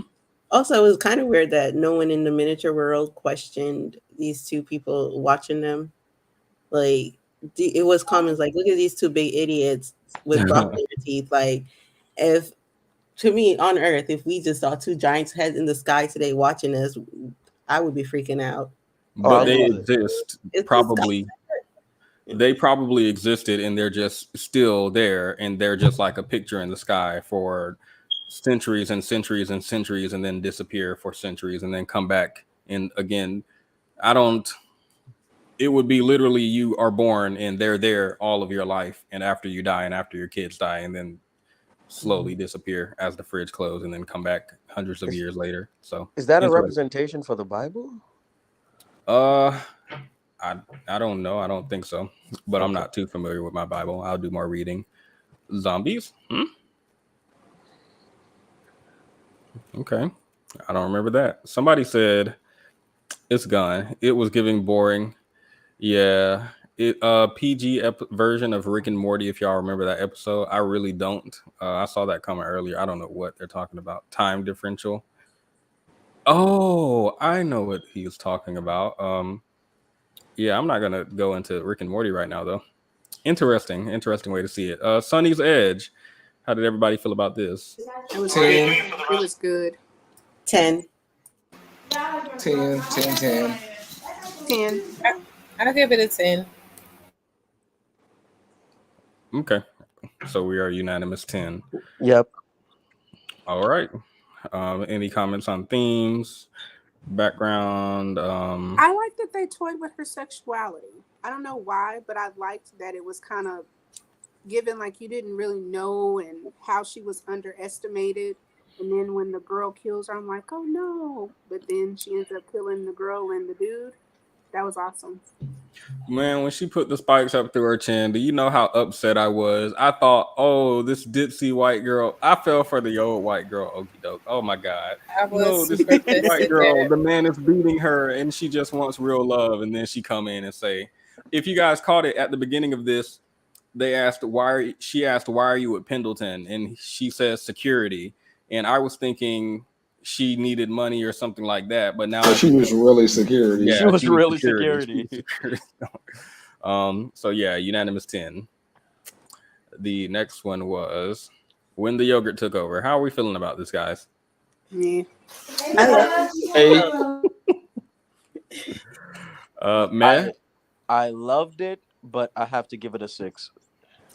Y'all gonna be mad at me? Okay, sorry. No, you're go ahead. It should be This London. is 8 to 8, 7.58 for me. I love this episode because it was funny. It just was just jovial and just a fun little thing. And it just, I didn't like look for anything there. Everything was given to me, and I was like, I love this episode. That's a break from the hardcore. I understand. Yeah. I'll give it a 7. I think Vitamins last, and then London was shaking his head to an 8.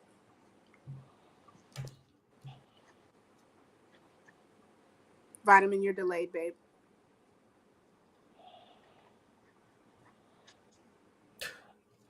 Okay. Oh, Heather. Oh. I feel like an 8. I feel like the most thought was put into the story of this one, if I'm being quite honest. Like, all the rest of them relied heavily on like sex and shock value. This was just purely a good, funny story. Like, it was odd, but it made sense. what? Well, you got to consider it was well thought out, and the yogurt went out to save the universe because they feel like humanity was just one shit, basically. I'm gonna give it a 4. Whoa. blasphemy. This yogurt saved the world. What do you mean? The fact that me and Petty are on the same boat is crazy. It's this ugly animation style. Same. Did y'all see the protest when everybody had their breasts out and it's just It's like Zima Blue simplified. no, this is not Zima Blue. Are you judging a book by its cover? Absolutely. Excuse me. Let me see. The premise. The yogurt was too good for us. Maybe it was the narration was corny to me, but the yogurt was too good. The yogurt left. What will we do? I don't know. Maybe something about it was just was off-putting to me. I think the reason I gave it a 6 was because it created a perfect economy. I was like, no, what? No, it's not. I don't have an issue. I don't know why I have an issue with it. It's okay not to like it. It's okay. Maybe it was Yogurt literally probably just is the only one that could make a perfect economy because they're not greedy. They care not for our worldly trinkets. They can be completely impartial. That's number one. That is dumb. It's not They even made that more the story of is themselves. dumb. It's not that the story is dumb. I think it's the narration. I feel like if they had Morgan Freeman narrate this super seriously as opposed to the nasally voice, I feel like I would have liked it a lot more, even for the silly plot, and if it was animated better. Well, the voice represented the animation. Like the voice represented the animation. Okay, I'll give it a 5. I'll bump Petty, it up to 5. I'm calling you out. You are a darist. The yogurtist. He's a yogurtist. I feel like if the yogurt Anti- gave you instructions, you would end up like the rest of the world, Petty. That's what it was. That's what it is. And it Moving wasn't on what to the next Oregon? episode. Man, yogurt called Moving him out. on. It was The next Idaho or something. Ohio. Oh yeah. Moving on to the Secret War. The fact that I remember the details. The Secret War. How do we feel about the Secret War? 11 out of 10. I would give it a 10 out of 10 only because, like I said, I've looked up old war stories and they've said stuff similar to this. Same. A lot of conspiracy theories I followed. Sorry, I jumped over somebody else. I apologize. Lanby. 9.5. 9.5. Okay. 9.5. I'm going to give this a 8 to 9. Let's give it a 9. I'll give it a 9. Not a lot of, for me, there was not a lot of existential crisis, which is what I was looking for. But it was fun. I liked it. So no complaints. Invincible Summer, a 6, seriously. I think after I found out that he was his son, it really made me enjoy the story more. The kid that ran to get help, yeah. It was after I thought about fighting demons and they're the enemy. And like when I think about war, sometimes people dehumanizing their opponents made me like really, maybe because I went right down into the lore of the episode. That's why I loved it so much. That's why I give it a 9.5. I'll bump it up to a 9.5. I did like the lore. What little lore there was. The dating sites back. I blocked them. Oh, it's a different one. Very popular today. Sucker of Souls. How did you guys feel about this one? I'd say at 8 because I did like some of the lore about the cats and as well as the paranormal. I like paranormal stuff, so and the Dracula. So okay, Lan. Before I would say 7, but after listening to everyone's explanation of it, I'll give it a 8. Adrian. I gave it a 8 for the dialogue. That was hilarious. Then the gore just took it over the top, so that's why it's at 8 right now. I'm going to give it a 10 because I just love the research guy getting killed and the way that his body is hard. damn. Damn. It was for me when he ran off. He was like, he didn't have to tell him to go. He was already halfway across the room. And they never brought him back up again. I was just like, so we're just not going to talk about the dude just getting split apart and the brain and everything just collectively falling apart? Nope, there was nothing to talk about. Get out the room. They were all running into a trap regardless, so they're all dead, to be honest. So, the vitamin go? I'm gonna be nice and give it a 6, just because for everything about it that I might have liked, there was something else that I didn't like. Like I didn't really. The gore wasn't my favorite. I did kind of like the banter a little bit, and it was a little funny, like when they were running and stuff. But all in all, I just was kind of like, nah. Wait a minute. Why on that picture Petty has, the cat looks like he's got on the toupee? Or like, the memes. He does. Like a bonnet, the African hat, they always put on people. I know exactly what you mean. Like one of the Three Stooges. Bowl cut. That is a bonnet, I'm convinced. That is not a bad hairpiece. Y'all are not going to talk about this kitty cat.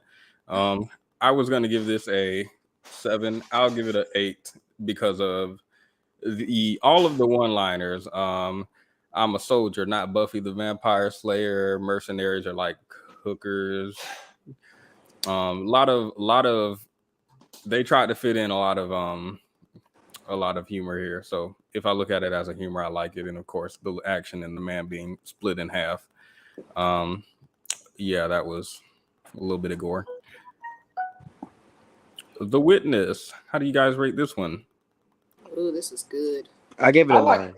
Yeah, I would say 8 to 9 because I did like the fact that you find out it's like a paradox or like a time loop or whatever. Mhm. Like they're in some type of purgatory that they can't get out of and got to relive. Okay, Lan. 9.5 because I was interested from the beginning to the end, and when we got to the end and we saw that they're in a loop, I was like, yes. Actually 10. I'll give it a 10. Okay, Kept me Adrian. interested the whole time. Yeah, I keep realizing that I'm not on mute, but I gave it a 9 because it reminded me of Arcane. If you've ever seen that before, the animation. So I kind of like this animation type, but also um the way how everything was scripted. I really want to know what brought them into the loop. So I was like, when it gets me to the lore, it really makes me want to learn more about it. But we won't, so it is what it is. So 9. Okay. I give it Tiffany? 10, and I think it's just because it was so little dialogue, but the action kept you intrigued, and then the loop. But I like if you can tell a story simply through emotions and screams and groans. I find that captivating. It means that the art is very expressive. So yeah, I'm gonna give it a 10. Okay. Vitamin. I have to be true to myself. I give it a 3. I didn't like it. It was Vitamin, are you trying to be annoying. Simon Cowell of the group? I guess so. It was annoying. I have more questions than I have like What did excitement. may I ask Vitamin, what did you give the yogurt? I forgot. The yogurt, Yeah. I think I gave it like a 8 or something. Okay.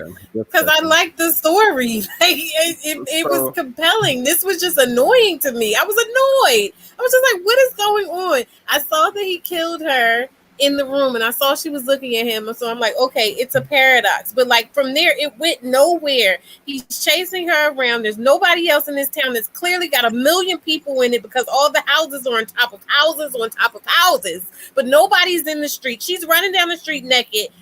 Like, what is going on? It annoyed me. Then she goes into a house that he has the key to. Like, I just need it probably would have been better to me if there was more of the story. Like if it was longer and I had more context as to why this was happening. But this just pissed me off for no reason. But have you And ever then like she had drawing on her nipples and stuff. It was just a lot of stuff that I was just like, why is this happening? But have you not ever been afraid or feeling like you're trying to get away and you don't see any help? Like that's what I took from it. Like she wants help, but there's so much confusion. She feels like she's the only person, and he's I constantly mean, attack. yes, but I'm saying like it wasn't even necessarily her choices that were bothering me. It was the fact that the stuff that like the context of how these things were even happening. How did this start? Why is this a loop? Why does he have the key to that apartment? Where are all the other people in this dense ass city? Like I need more information and it just wasn't giving it to me. And I was anxious and I think that is too. I am a very empathetic person. So I look for meaning and I just saw no meaning in this. And then it's like, it seemed like he knew what was going on because like, especially towards the end when it looked like I could tell that he was just trying to say, hey, I know what's about to happen. Calm down.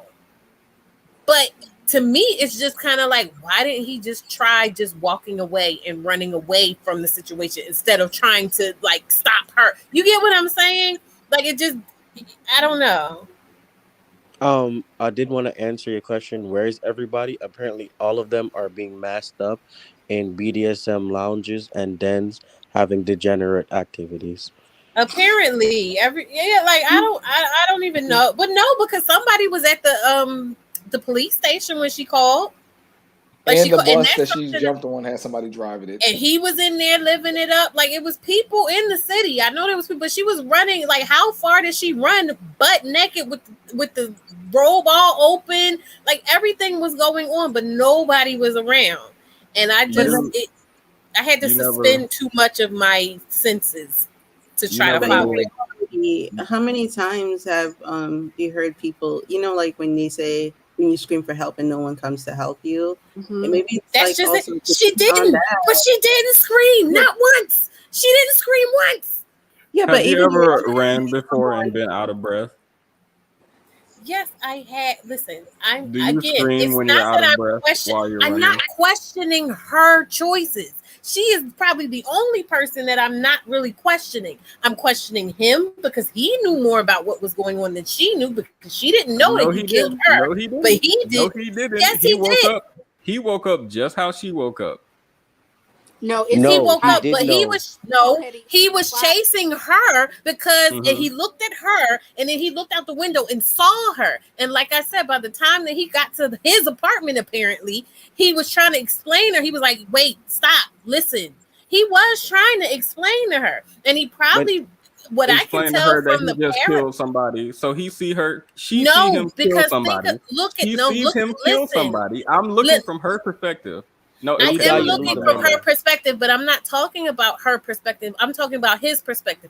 He Mhm. killed her. If it's a paradox, then it's something that keeps happening. So he was probably protecting himself from her. Then he sees her looking at him, and now he's like, "Oh, wait, I want to go explain to her for whatever reason, even though he had to kill her because she was probably trying to kill him." And he decides to go, and it looked like he was trying to explain to her, which I can understand that. But what I don't understand is why even go after this person that tried to kill you to the point where you had to kill them instead of just going the opposite way. Just leave. I'm confused now. Exactly. I Exactly. understand. To I note, have no Chica said. answer for you. To note, Chica said they could have been in quarantine. Maybe this was all during COVID. They weren't in quarantine because she went to work with all those people touching and licking on each other. This was not a quarantine. Hey, remember, Republicans were also out here saying that COVID wasn't real. So, This is not a politic discussion. Or just stay in your apartment. I don't know what I would do if I just killed someone who followed me home and then I see them across the building chasing them. I don't know that that's what I would do. Calling the police, I'm black, even though I was defending myself. I I don't had know. to I really don't. suspend too much logic. I guess I'm a little too old. I'm at the point where I just couldn't not look for a certain level of logic that I just didn't get. It left me wanting. Uncultured. That's the I'm word. actually gonna go rewatch this episode and let me see. I'm gonna rewatch it too. Yeah, it was good. Drea Spear, you're saving your 10 for season 3 Jabaro. You can give this a 10 too. This was made by the same creators who made Jabaro. If anyone has already seen that, there are similarities between this and that. You can kind of tell they're made I by the can same see person. that. What's that? I can see I that haven't in the seen season 3. animation.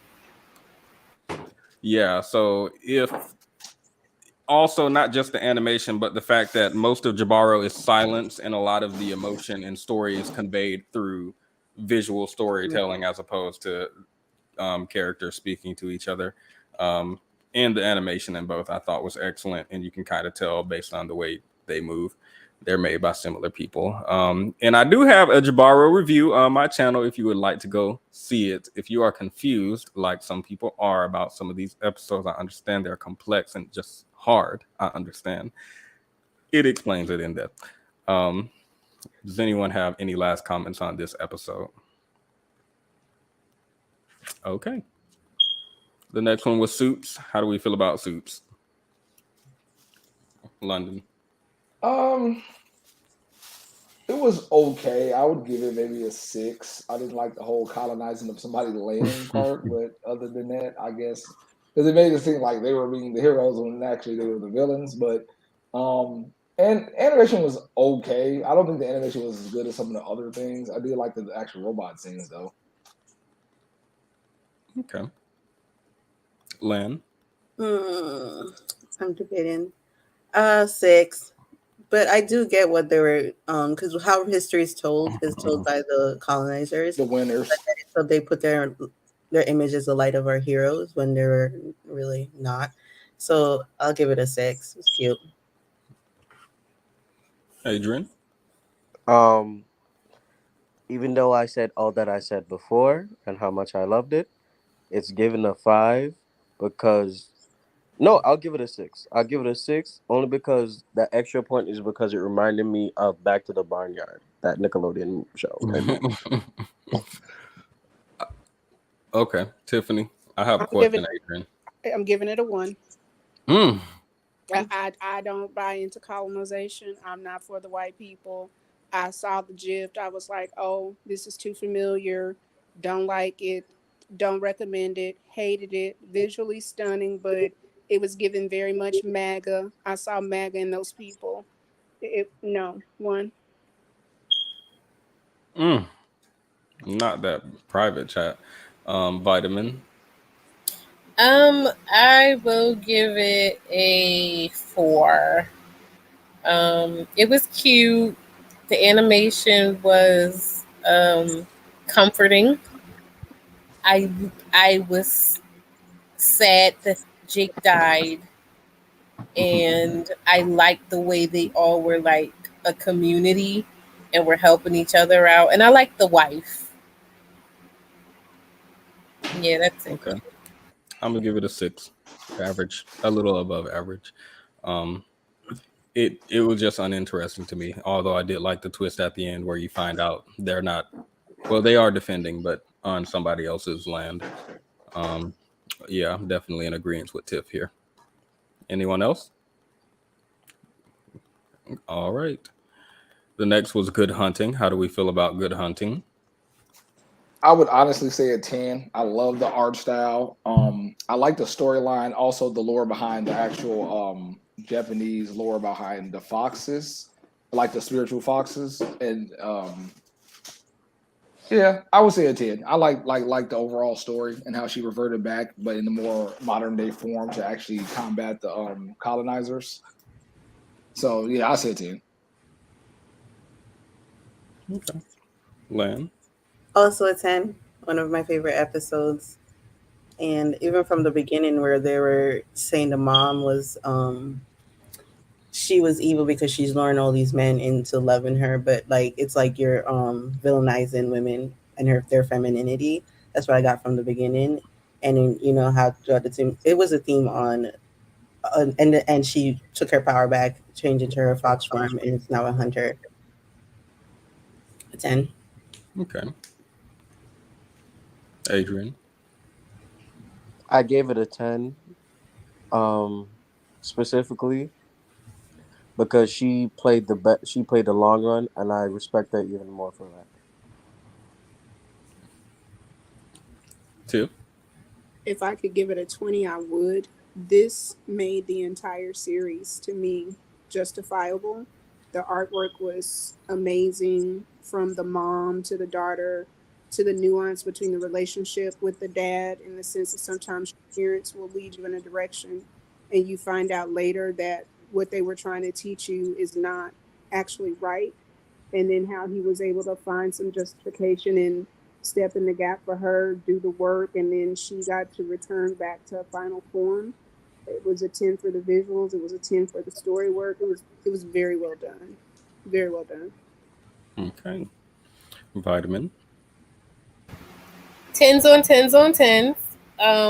It was visually pleasing.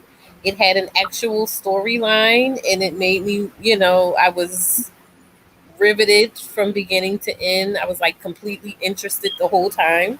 I loved the way that he was able to give her exactly what it was that she was wanting. Like everything was just aligned perfectly so she could get what she wanted, even though she was traumatized and violated.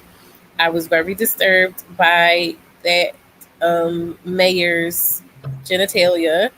I didn't like seeing that, but I was glad that she was able to kill him. That made me feel particularly good. And yeah, excellent work. I'm gonna give it a 10 as well. I absolutely love it. Artwork, storytelling, the lore behind it. And Lan, I do think you offer an interesting perspective that I didn't consider before, where this man in his traditional ways is teaching his son already to demonize these women because they're luring these men And then, in my opinion, when it comes to the sun is evidence that it's not, oh, this bewitching cry that you can't ignore. It's literally just the man whining out for the girl's attention. Um, so I I do like this one. I absolutely do. Does anyone else have questions, concerns, or comments? Going once, going twice. I was just gonna say there is for people who like stuff like this, there are like a few Japanese movies that cover the fox spirit. If I remember the names for the end of the show, I'll definitely give them. Okay. The spam again in the comments. I'll try blocking them. The next one, the dump. How do you guys feel about the dump? Boo, throw in tomatoes.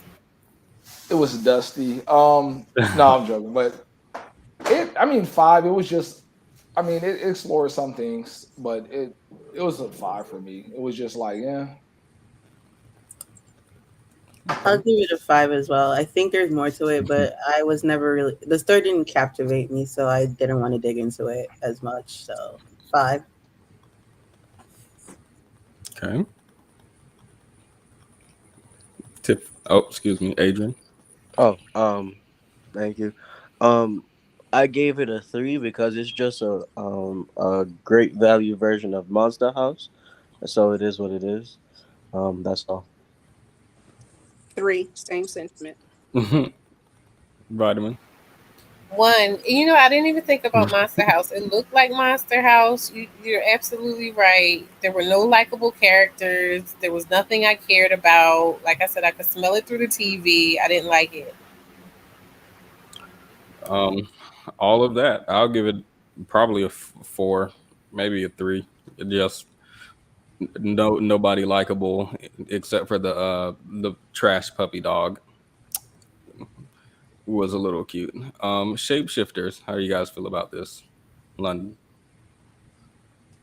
I actually liked it because of the action as well as how they utilized them in the army. So I would say I'm going to say 8. 7.5, 8, because I like the story was there, how they utilize them, how they talked about the discrimination, and it brought me back to World War One, World War Two, of Black people being utilized but then not treated as humans. So I'll give it a 7.5. Okay. I give it an 8.5 specific because I love the action. I love how it looks like a video game I could play right now on a PlayStation or Xbox. I do want to say, um, it felt. I understand most of these are open ended. It felt more open ended than everything else. The way he just walked away, but I'll take what I get and give it an 8.5. Okay. 7. A matter of factly, Vitamin. I gave it a 10. I gave it a 10 because I understood everything that was going on. It all made sense. It all was wrapped up in a nice, neat little bow. And I liked the masculinity of the main character. I felt like he was a man's man. He wasn't like boasting or bragging, but at the end of the day, when he was like, I'm done, they weren't messing with him. He left, like he was like, look, I was only here for my friend. My friend is gone now. I don't want your goddamn dog tags. I'm just going to take his body and go. And he went, and everybody knew not to mess with him. And that was that. Okay. I was gonna give it a 10, but I'm giving it a 9. I feel it was lacking compared to other more in-depth episodes we watched. So I can't call it perfect because it just didn't have that awestruck feeling that I feel watching Aquila Rift or Good Hunting even. So I'll give it a 9. Anyone else have anything before we move to Fish Night? Nope. Okay. The dichotomy of man, Fish Night. How do you guys feel? I would say a 6 or 7. I mean, it was short and to the point. I do like like astrofish and how that played out. And how the young dude pretty much was like, forget you, Boomer. I'm about to go run over here and play with these fish, and end up dying. But yeah, I mean, it was okay. It was like a 6 or a 7. Okay. The art. Now, I will say I like the art of it visually with the fish. Okay. All right. I'm 1 foot in, 1 foot out on the art. Land. To me, it was just another retelling of the story of Icarus flying too close to the sun. So I gave it a 6. Icarus. I was thinking. Well, I didn't think it was a retelling of anything. I think it was 2 men in different places in their life, and one of them is crazy. Well, yeah, Icarus. Yep. Never mind. Adrian. Oh, I gave it a 9 actually. But mostly because for the visuals, it was beautiful to watch, but it also gave the thought of um not I wouldn't say Icarus, but the way how you let your own wander take advantage of you and get yourself lost. That was a cool thing in my opinion. Uh, that's all to be honest. The visuals and the meaning behind it, but it also represents how this is an anthology series. Not everything gonna have a story, so that was cool in my opinion. Okay. 6. Okay. It was. I mean, it was pretty, but it just, in comparison to everything else, it seemed, I don't know, maybe out of place. It just something. It didn't seem succinct. So 6. It wasn't bad, but I wasn't like, wow, this is. I would watch this again. Okay. I give it like a 4 or 5. It was visually okay. It was cute, but more than it was cute. Like it was like cute for a second, but more than that. First, it was just like annoying, and then it was like sad and frustrating. Because you could see clearly what was about to happen. So it was just like, okay, whatever. I'm gonna give it a 5. I think it was just average. Maybe that's because, like Tiff said, compared to the rest of the show, which couldn't be so profound at times, fish. So yeah, I'm gonna give it a 5. I don't think it was bad, but nothing extraordinary compared to what we watched. Um, in my opinion, obviously we did talk about physics. Helping Hand.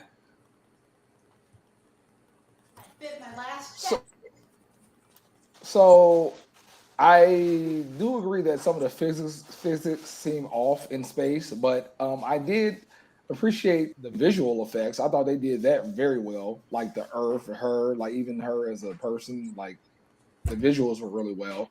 Um, I do think that I thought when they did that stuff in space, they also tethered themselves to like a cord or something. That's something I thought about after we reviewed it the first time. But for the most part, 7. I'll give it a 7 Okay, I because think I felt like she should have had more help in space with her. And like my man's just on the thing, like, oh yeah, are you there? Are you there? It's like, bro, send another spaceship or something to help her. I think the explanation was the company she is working for is extremely cheap. He was sending somebody, but they were going to come in like 58 minutes or something, and she wound up only having like 14 minutes of oxygen because of the That malfunction. thing, yeah, the malfunction. But I'm just saying, like, Mm. I'm surprised it wasn't somebody. Well, even if they weren't cheap, like I said, I thought they tethered themselves with like ropes and stuff. Well, not a rope, maybe, but whatever in space, like with some type of thing when they were like going outside to do stuff. I could be wrong about that. Maybe I watched it on the movie and thought it was real life. But I'm like, when you had tethered yourself with like a rope or some type of bungee cord or something that can link to you and the space thing, and then while you're doing that, if you fall off, you pull yourself back in. But I guess I'm using real world physics for like obviously animation. Is it me? No, this is a 5 for me. I have questions, and from the beginning, I was like, "Why are you in space by yourself? Don't you always have a partner?" But I don't know. I'm not a scientist. I'm not an astronaut. I just think like if you're doing danger work in space, why are they selling you by yourself, knowing that you could possibly these dangerous things can happen?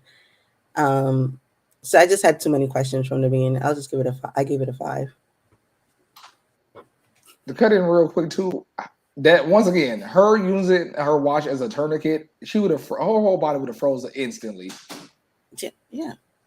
I was like, there's too much questions. And then all of a sudden the bleeding in the I was like, now you have blood. It was confusing to me. I just didn't latch on to it. So I'll give it a 5. Lancinette, if I may ask, what did you rate the yogurt episode? I love the yogurt episode. I said it was an 8. Okay. Why do you keep holding people to this yogurt episode like that wasn't the most profound episode in the whole season 1? Nah. Okay. It's a 6. The episode was a 5 or a 6. But this one I gave it a 7 only because it had a happy ending. I was traumatized by the movie Gravity, so when this had a happy ending, I was so happy. I got to see these movies y'all are referencing. I'm so Wait, what happened at Gravity? I forgot. She died? She wandered off into nothingness. Whoa. Yeah, she floated off into like After I have just expressed that I have not seen the movie y'all are referencing. Swirly warning. Oh. Okay. No, it's fine. Y'all go ahead. Yeah, that's not even a spoiler. It gets worse, to be honest with you. Okay. Tiffany? But yeah, that's all. You know, she's pretty savage. So on her savagery alone, I'm gonna give her an 8. Like, there's no way I probably would have died in space. I'm not using a watch like that. Like, yeah, God, this is you. Are we going out this way now? Okay. I would have accepted the fate. Okay. Vitamin. I'll give it like a 5. It was kind of boring. The animation was nice. I did respect her ingenuity, and I don't know, but I was just kind of like really pissed off when she got to the ship and she's like, "Oh yeah, I just had to make a small sacrifice to the void." I'm like, "What, bitch?" Like, it was just so cursing everybody out. Yes, I'd have been in there. I'm like, I'm suing everyone. Like, it wouldn't have been. I might have chilled till I got back on the, the earth, but yeah, no, I wouldn't have just been like, oh yeah, I'm good, it's fine. So basically, you'd have got back and cursed everybody out. Everybody would have got. No, I probably would have kept it real cool till I got, like I said, on the earth. But then everybody's going down. It's going to be Kiana Industries. Like, I can't deal with it. Because you should have sent somebody out there with me. Now my arm is gone. I was going to ask your rating of the yogurt episode, but I won't. I'll give this an 8 I don't as even well. remember, but I know it was better than this crap. That's what I was. Some of your opinions I'm invalidating based on your rating of the yogurt episode, by the way. So I don't know why the yogurt episode made more sense than most of these other episodes. Like, that's what you're not getting. I can't suspend my belief. Her arm was free. The yogurt was thinking better than a lot of these characters. The fact somebody come up here, no, I couldn't suspend my belief. You're really gonna tell me she tie off her arm and then talk about how yogurt is just the most profound thing ever and goes to space? It's not, listen, because it was thinking better than a lot of these characters. I don't care what you say. I need to see some kind of logic going on. Give me a thought process to follow. And if you're yogurt, but you talking right, I might have to listen to you. I'm just saying. The yogurt had a plan from the beginning. It had a plan. It was a leader and a builder. Made these people send her into space with no part. No, thank you. Right. And it wasn't even her. It wasn't even her. The thing is, you know what? I will give it a little bit more. I'll give it like a 7 because that's how these jobs treat you. They will sit there and put you in precarious situations with no regard for your safety or well-being. And then you have to just make it work. And now you're down one arm. Where's Themis? I need a lawyer for this woman. This is very much. Wow. This is very much. I'm going to sue them for everything. This is workman comp. Exactly. This is workman comp. See, well, what if in the contract it said whatever happened to you in space is what it is, and we still paying you minimum wage? That's what and that's job. probably why she was like, no, I'm good. I just had to do it because she probably already knew she wasn't getting nothing. And they shifty now, but when they got to start sending people out in space, it's going to be like, if you take those jobs, it's basically going to be like working at McDonald's or something. Look at you, Earthist. Wait a minute. Look at you, Earthist, trying to give all of these man-made Earth rules, and she is out into interspace, intergalactic. They don't have to follow the same rules. She's the one that took the choice to go out to space. You empower this woman for making that dangerous choice. You get what you get, and you don't throw a fit. That's what my niece tells me. Oh wow! She didn't vet the company she was working for. She didn't, Girl, you didn't know, do her due diligence. All you need to do is vet. It is your fault. It's her fault for not vetting appropriately, because all you need to do.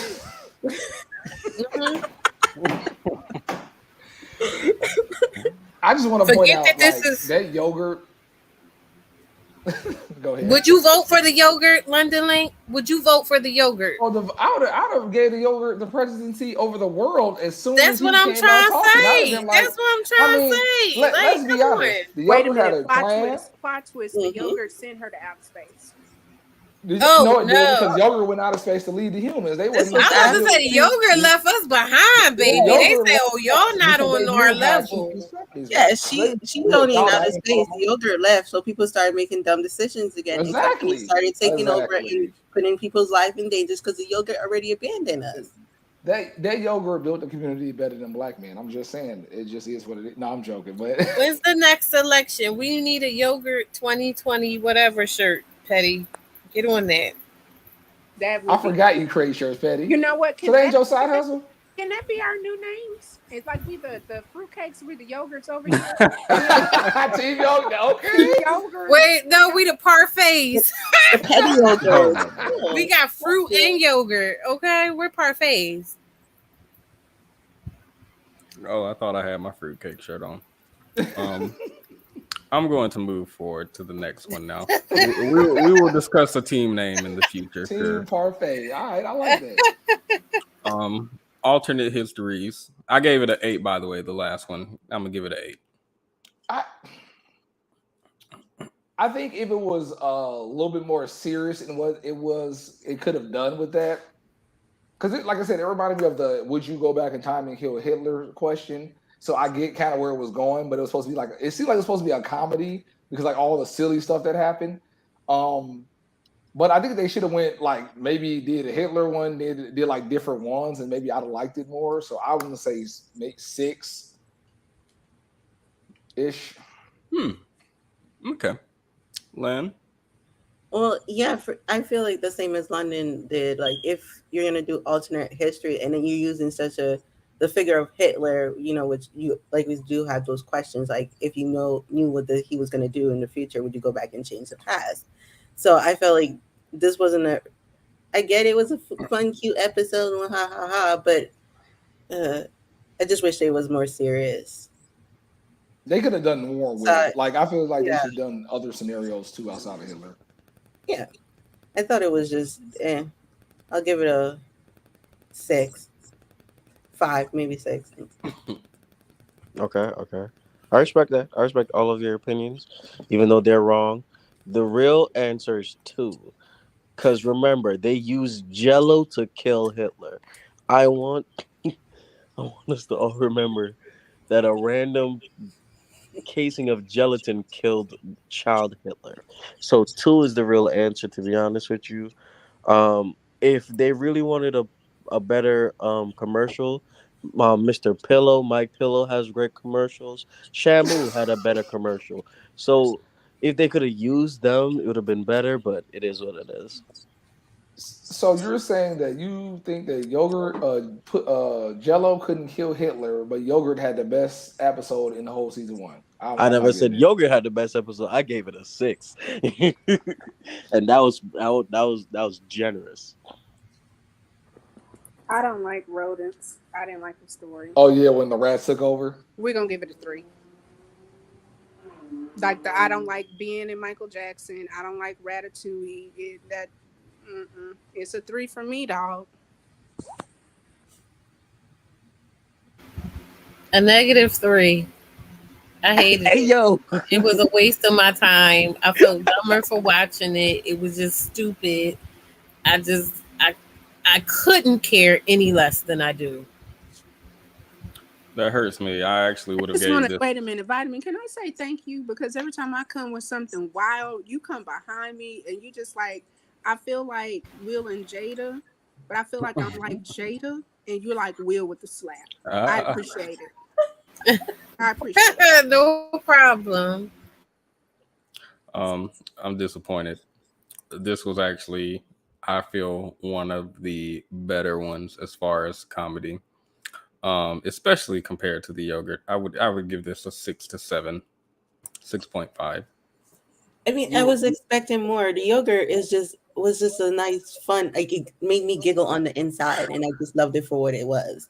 But this is like I was expecting more because of who they were using. Hitler, time travel, different alternates. I was like from that premise, I So was expecting more. y'all had low expectations for one, and that's why it met the expectation.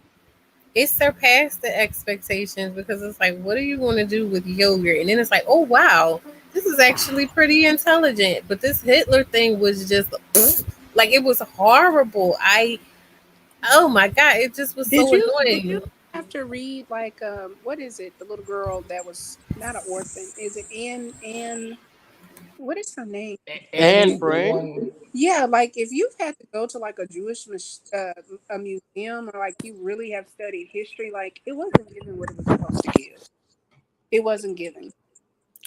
I've read Jewish literature before. I I think think What she. did you rate this and what did you rate the yogurt? Because we know you're a yogurtist and a dairyist. this one is a 6 to 7. Yogurt is like a 3. Gave me like a 3. Oh, so you're more of a Wow. Jello man. Okay. Yeah, Jello, jiggly, love it. They even were teasing like the Abraham Lincoln shot first or something like that. Probably would have been funnier than this whole Hitler scenario. Like to me, it just felt like they were like, we need another episode. We haven't So really quite figured out what we want to do, so we just threw something together. Let's throw in some gratuitous, sexual stuff. Let's just throw in some ridiculous stuff and just, oh, the people are going to laugh at this. And I wasn't amused. I I actually mean, I like the premise. I just think they should have done more than just Hitler as far as the alternative history. Yeah, I would have liked like something else besides it because, like I said, the scenarios, it wasn't even like, it was just weird for no reason. There was no basis for it. Yeah, that's why I gave it a 5 because I saw the potential. There's potential. Oh, not me with potential, gosh. But yeah, I saw the potential of the episode, but it just never delivered, and I was like disappointed. I'll accept the critique that we could have seen what would happen if Abraham Lincoln got shot, if he shot first. So I'll accept those critiques. It could have been better. The next show is Lucky 13. How are we feeling? 10. I think it was a great episode. Action, the narration, um, celebrity, Easter egg. Like I think it was very much 10. Okay. I'll give Well, it a 10 as well. I just really liked it.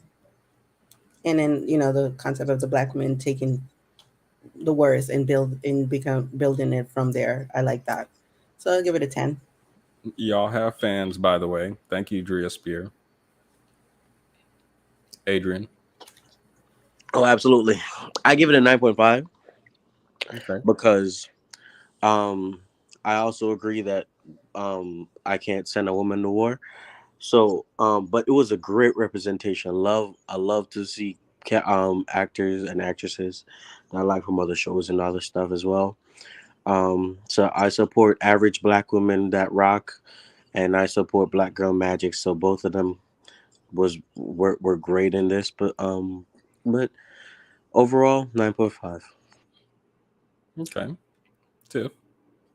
9. It was good. It was very, very. It was pretty. Is that? Can you say pretty?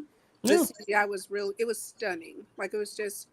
It was one of the ones that brought me back in because initially I was like, "What is this? Why is this?" It was dragging, but this was another good one. Okay, vitamin. An emphatic 10. I enjoyed it. It made me feel good. I liked seeing the familiar face. Um, I liked the ship as a character, and I liked the story that they told about the captain, recounted about herself. I liked seeing her depicted as very capable, and I didn't feel like it was like muling. I really like it was told in a way where she clearly was being excellent, but it didn't feel like oppressive. Okay. I will also The give it porn a is back. The porn is back. the what? The bots. Oh, what the world? They all you gotta do is like alter the name a little bit, and I think it just comes back up. Okay. I give this a 10 out of 10 as well. Love the representation. This definitely was not an average black woman. This was an above average black woman. Or I guess you could call them average since we've seen the average black woman do amazing things. Um, so yeah, I'm giving this a 10 out of 10. Visuals also amazing. CGI, like somebody said, was really amazing. Story was amazing. I cried.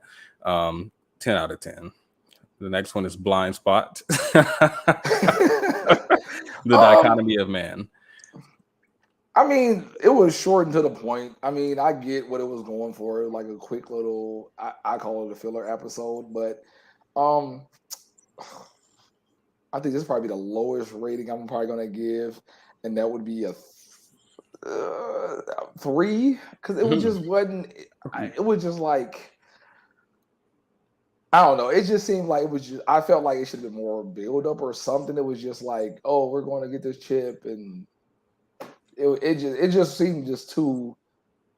I don't know. It Man. wasn't embracing. I Man. wasn't immersed into the story. I guess. Okay.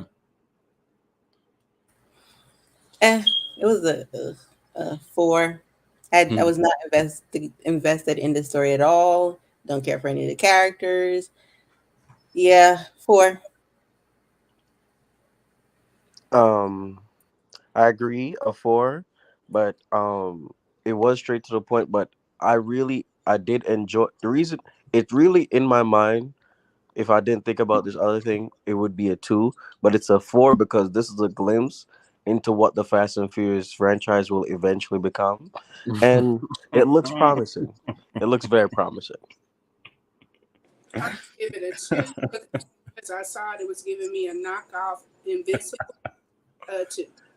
Oh, a knockoff Invincible? Is that what you said? Look at him. Does he not look like a knockoff Invincible? Not you reminded me Invincible is a thing. We're gonna have to in the future. Yeah, we should review Invincible. Invincible Can is amazing. the Invincible is fact that the fact that y'all don't even care about this episode enough to talk about it. Let's talk about Invincible instead. Forget this episode. Vitamin, how do you review Invincible 1 through 10? And this is probably going to surprise you guys.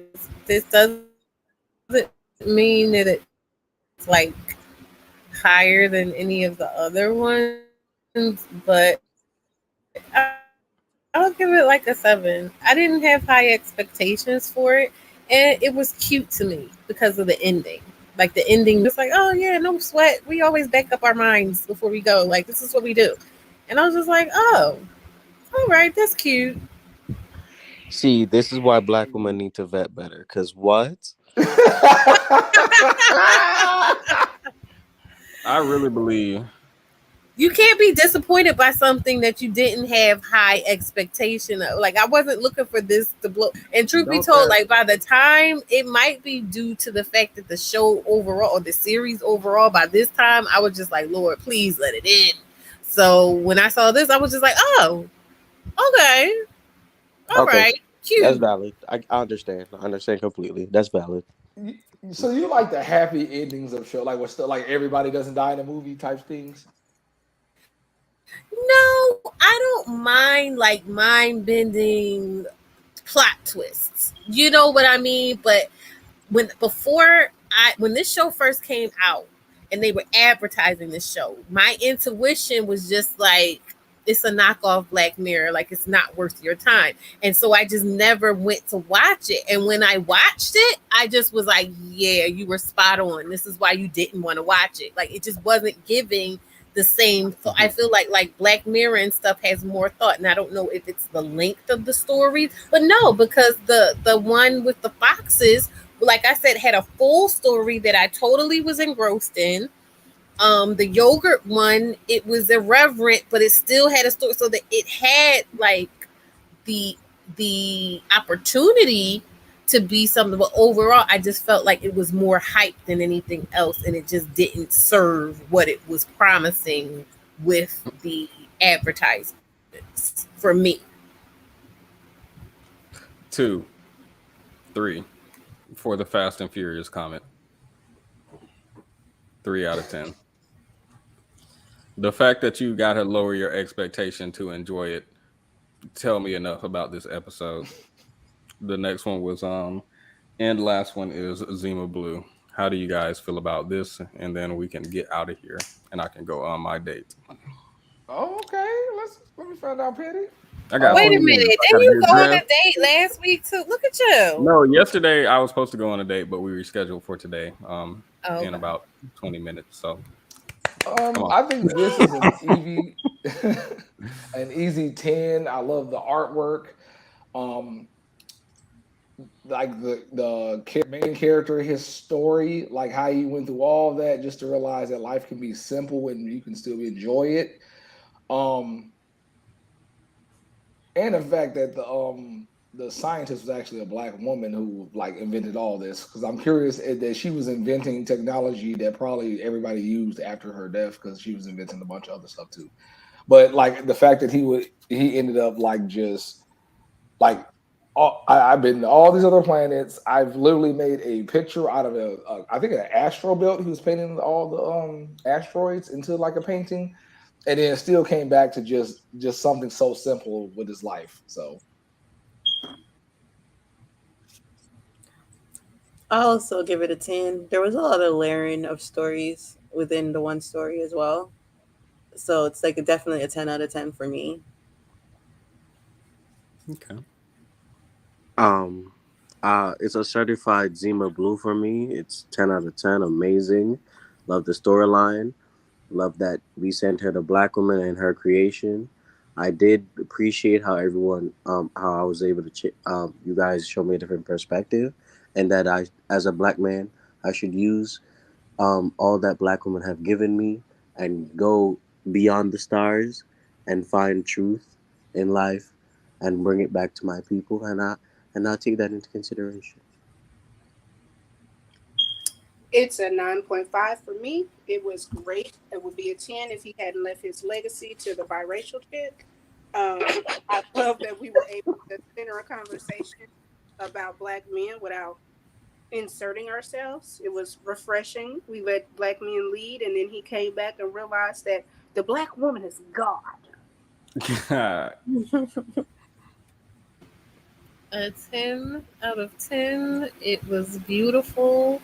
It was poignant. It made me proud to be both Black and a Black woman. And it was just really interesting.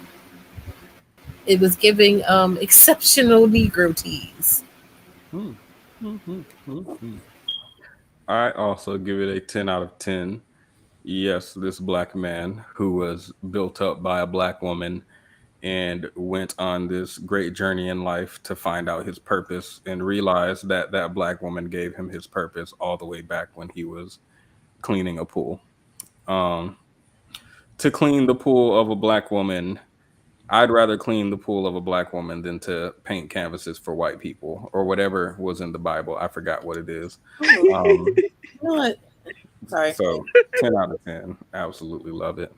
I just thought about the painter. This was actually part of history where after slavery, he was a painter and he went around painting for portraits for white people.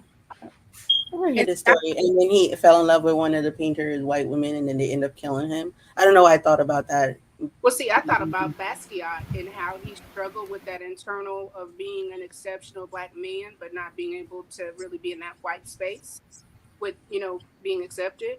But Prince Petty, you have 20 minutes, so we need to wrap up because what you're not going to do is wear that on your date. Oh, y'all should see the outfit I have. I'll take some pictures.